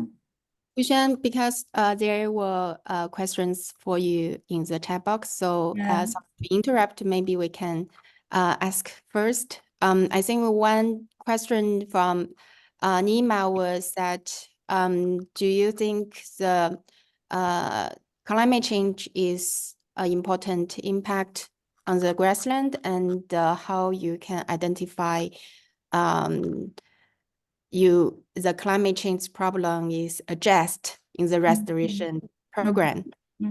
Well, actually, I have a slide about the reasons of grassland degradation. So I basically work on heard the interviews. So I don't really know about the mechanism of climate change, how this climate change impacting grassland degradation, but I get this knowledge from other research studies. So here you can see this is a summary of the studies related to climate change and the QTP alpine grassland. So you can see that here, basically, researchers have different opinions about the contributions of climate change and anthropogenic activities. So you could see that the climate change, there are opinions like climate dominated driver for grassland degradation and also human dominated, and you can see the percentage, the relative contributions. So it seems that climate change is a big driver for the grassland degradation. And in terms of the restoration, here there are two research about the climate change contribution to the restoration. So you can see that the climate change takes 12% of the restoration outcome, and the anthropogenic activities, which means management, accounts more. So I assume that in the restoration of the grassland, I think the outcome is more depend on human activities, which means good management of the or good implementation of the restoration action. Yeah. Okay. Mhm. Just because of the time, Mhm. maybe we can go to the next talk. Okay. Yeah. Can I start? Yes. Okay. Thank you. So the second presentation from Chensa, the keyword is knowledge, knowledge co-production, knowledge integration. So I think we really can learn a lot from Chensa's presentation on how scientists and local herders or modern ecological knowledge and traditional ecological knowledge can be integrated or combined through a well-designed process to help us understand the problem and think about its solution. So, for example, when it comes to climate change, when it comes to degradation, different people from different knowledge system might have different understanding about what is going on, using different evidences, using different logic. So how can we bring people together to co-produce the knowledge to underpin our conservation efforts? And I think that is the key for governance. And so, Chensa, you talk about the how your groups engage local herders in this process. And I'm wondering, can you talk a little bit about their motivation? How do you motivate those herders, or what are their motivations to participate in this process? And how do you identify those people who you are going to engage in your knowledge co-production efforts? So that is my first question. And the second question goes to the usefulness or the effectiveness of using traditional ecological knowledge to support our grassland conservation or restoration practice. So we have been emphasized the usefulness or the effectiveness of traditional ecological knowledge, but the world is changing so fast. The ecology, the society, and the culture are all changing. So have you ever encountered a situation where the traditional ecological knowledge does not work as expected? Then in that kind of situation, how are we going to address this knowledge co-production process, and how do different people, different the scientists and herders negotiate with each other in deciding whose knowledge matters and whose knowledge are going to be used in the decision-making processes. And if I can ask the third question, then that goes back to the idea of scale.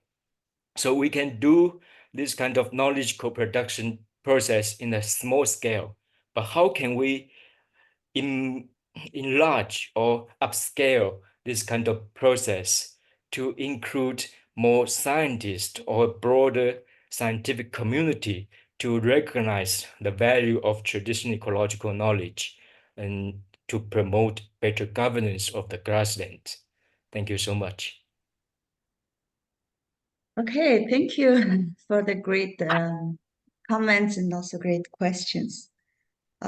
Yes, the knowledge co-production is the main keyword, as you mentioned. So first question, how you motivate the local people? In fact, it takes some time to motivate people, and the most important thing is you have to be really open and honest what you are really trying to do there in their hometown with them. So it's kind of from the very beginning, you have to be very clear the purpose of your work there, and then who's benefiting what, meaning this actually again connected with the open and honest. The building relationship takes time. That's what I've learned. And you have to really be open and deep dive into the situation and discussing. So it's kind of trade-off. You really have to spend time in the community, be with them. That's the main motivation. And be clear what you are really trying to do. And then second question is usefulness and effectiveness of TIC. If it doesn't work, what will be there? The one thing I always see that scientists, we usually have very strong kind of methodological sequences, and we follow that, right? We all know about that. We ask questions and develop the methods, and then identify how we can the steps, and then that's all these things. But another thing is we really have to ask the question from ourselves. Yes, we want to study bring it to the audience, scientific community, and also management implication. In every article, we write management implication in the last part. So I always think, because it's not for us, yes, we are documenting this, the situation, the condition, or this knowledge, but main users are herders, right? So it has to be useful for them.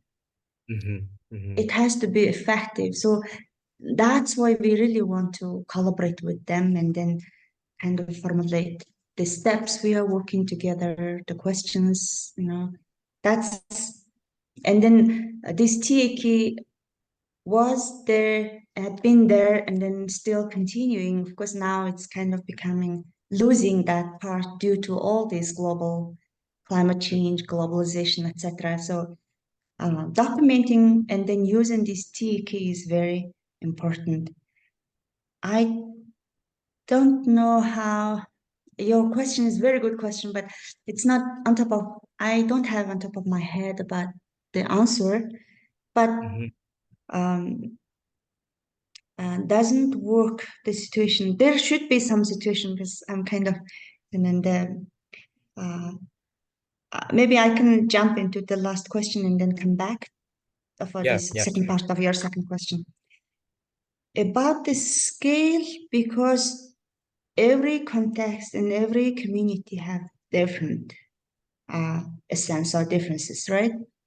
So that's why we have to, important thing is we have to, and also there are, like you were mentioning, there are commonalities, it's more maybe broader scale, but if we narrow down the scale, every community, every province or district, they have differences. Even the communities we work with, you know, two different districts. They have very different in terms of the economy, in terms of the proximity to the settlement. So these kind of factors are actually really impacting the way we work. So that's why, in order to have this generalizable, you know, this approach, we really need to understand the differences of the local context. But also at the same time, we have to zoom in and zoom out, you know, when we really work. So that's the thing I could say. These are very good, great question. And then the TK doesn't work. Herders usually look, for instance, okay, now I remember when we sit and then discuss, herders usually look at the rangeland from the livestock production perspective. Yes. Right? Yeah. And then they think livestock still can eat these weedy species and they can still survive. So these are the herders, livestock production perspective. As an ecologist, we always look at from the biodiversity and conservation perspective, right? If there are good palatable plants, if there are good, forage plants, and if there are good endemic plants, then the system is really healthy and really good. Yeah. In that perspective, sometimes we have these the differences on the point of view. And then what we did was we just tried to be really bring this information in a simplified manner and then share about this in ecology, biodiversity perspective.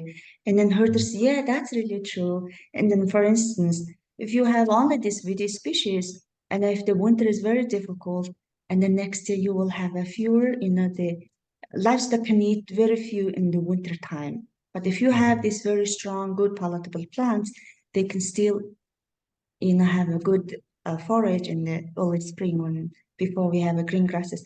So this kind of discussion is actually very important.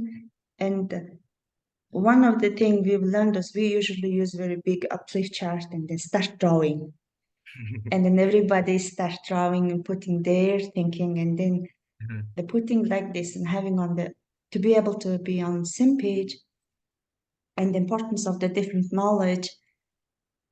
It's very important to put on the table and then draw it. Drawing was very good. At least it's a very simple way of working together. But I found it's very useful to understand each other and create this relationship, build the relationship. I mean, Totally agree. Yeah. that's what I could have said.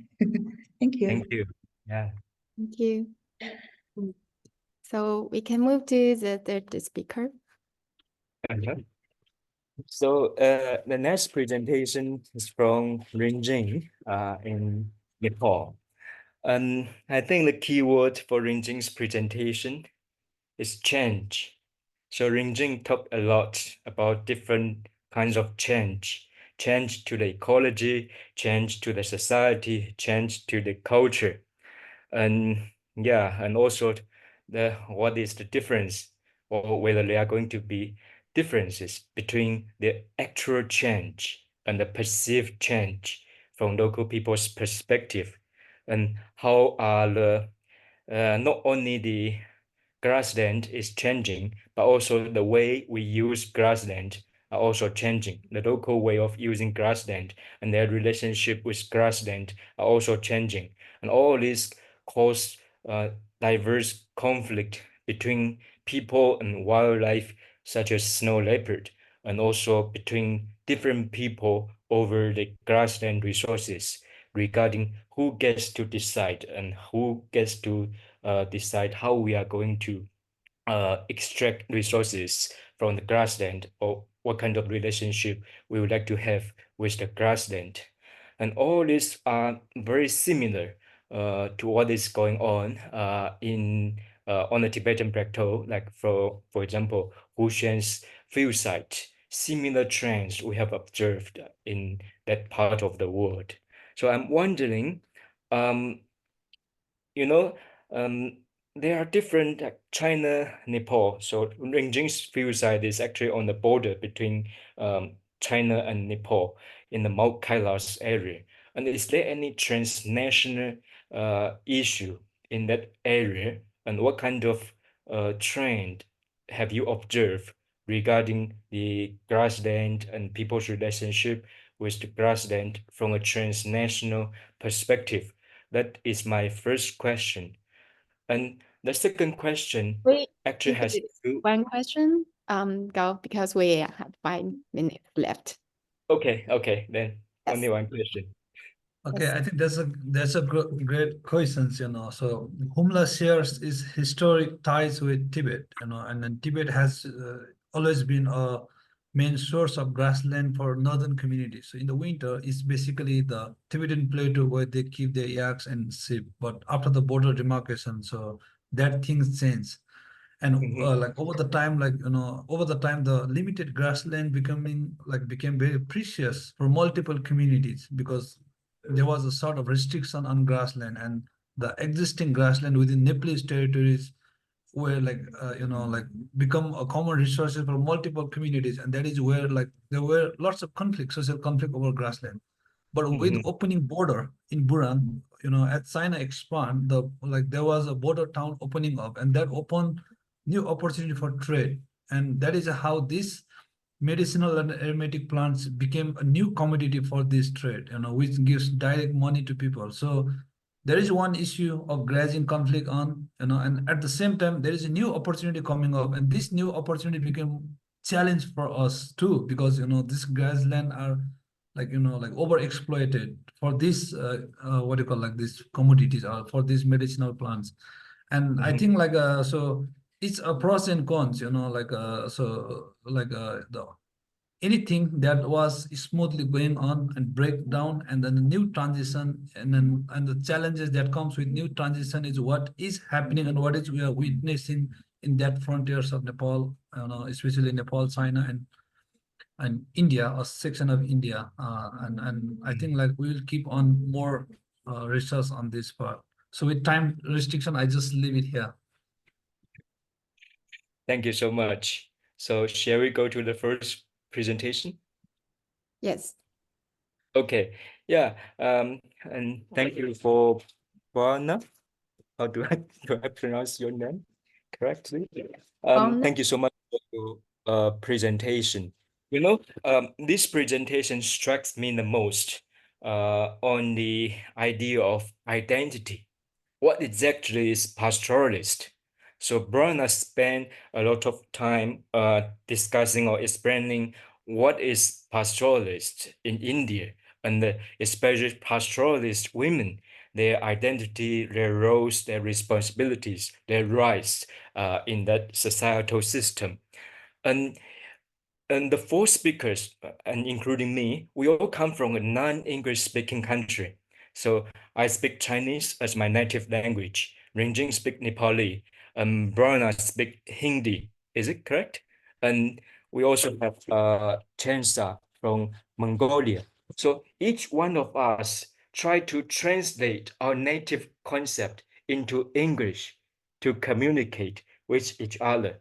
And what is lost in this process? You know, every one of us use different terms. Some, as I mentioned, rangeland, grassland, pasture land, are they the same? And for example, Rinjing talk about demigod, and Hushan talk about mountain god. And actually, because I have been to both places, and I know Tibetan people, they actually use another term, Yuha Siptak, which I translate into mountain deity. But all these terms actually have different meanings in English and have different connotations. But as non-English speakers, all of us, how are we going to deal with this problem of language barrier, and especially when we are communicate with each other? And I think, and if especially if we would like to build a broader coalition to move forward the emphasis of on indigenous ecological knowledge and practice, we are actually still using the idea from the English perspective. And so this is a question open to all speakers. Thank you so much. Actually, I don't think it's like an English concept. We're just using the English word to translate our language because we have our own definition of the grassland and herder. Yeah. Vanna, do you have a question for Vanna or Gao, do you have specific question for Vanna? I don't know if we need Mino to translate the questions. So I'm very curious about the role of women. I learned so much from Brana's presentation, especially like pastoralist women. And I'm wondering that you mentioned the caste system and how do the men receive or how do they react to the growing role or the growing awareness of women in making decisions about grassland management, and how do you deal with the response from those male pastoralists? Thank you so much. भावना मैं translate करूं या आपको समझ में अ, नहीं समझ में तो आ गया, मैं हिंदी में बोलती हूँ, आप Okay. accept कर लेना। जी, हाँ, जी, सो ज़्यादातर जैसे मैंने बताया था कि पहले महिलाओं का रोल बहुत स्ट्रॉन्ग था और वो पुरुष थे वो उसको एक्नॉलेज करते थे, पर जैसे-जैसे समय बदलता चला, जैसे-जैसे लाइवस्टॉक कीपिंग में बदलाव हुआ, वैसे-वैसे प्रॉब्लम तो हो रहा था, हमें भी बहुत सारे चैलेंजेस का सामना करना पड़ा, पर जैसे हम महिलाओं के साथ प्रक्रिया करते हैं, वैसे ही हमने पुरुषों के साथ भी प्रक्रिया करना शुरू किया कि क्यों महिलाओं को हम ये जो ग्रासलैंड कंज़र्वेशन का काम है, उसमें आगे ले रहे हैं और क्या बेनिफिट होगा। मुझे लगता है कि पुरुष ज़्यादा उनको क्या बेनिफिट होगा, उसमें ज़्यादा समझते हैं। तो उसी तरह से हमने महिलाओं के साथ-साथ पुरुषों के साथ भी ये पूरा प्रोसेस किया कि क्यों महिलाओं को हम इसमें ज़्यादा इम्पोर्टेंस दे रहे हैं। Thank you, Bhavna. I'll just translate. So she said that we have seen the changes in the relationship between men and women from the pastoral community sort of changing with time, and a lot of it has got to do with several external factors as well. The inroads of the new kind of economy and the new models. She also spoke about the dairy cooperatives that started. What the Pastoral Women's Alliance has been doing is also, while they work with women, to also talk to the men in the community. And she said a very interesting thing, very funny thing also. She said that men will understand if we talk about what is it in it for them, what are the benefits that men will get out of this. So that's how we are talking to the men to understand and to ask to help them understand what the benefits would be if women come up in the front and start protecting and restoring these grasslands. So they're also, it's not just the women that they're working with, they're also working with the men simultaneously, talking to them and making sure that they understand why it is important for the women to come forward. Yeah. Thank you so much. Yeah, I really enjoyed the full presentation. Wonderful. Thank you so much. Hey, many thank you, Dr. Gao. And thanks all of the speakers for wonderful presentations and very interesting discussion. I don't know if there are more questions raising from the audience. If you have any questions, you can raise your hand and we can let you speak, because now we are on mute. Okay. Yes, because the time is limited. Actually, we have already 2 hours and a half, and all of the presentations are very good learning process also for ourselves. And I believe there are more and more discussions and exchanges related to this theme, and I hope there are more like on-site exchanges, activities, and maybe next time we have some meetings in person. Thanks all of the audience to join the webinar, and I think there are many good thoughts and comments also in the chat box. For all of the webinar, we will upload this recording to the YouTube channel of ICCA Consortium and also Shanxi Conservation Center, and we will also write an email for all of you. And if okay, please share the slides with us, and we will document it into ICCA Consortium. Thank you a lot. Thank you all. Thank you. Thank Have a you. good day. Thank you. It was Bye-bye. wonderful to Bye hear all bye. of you. Good day. Thank Bye-bye. you. Bye bye.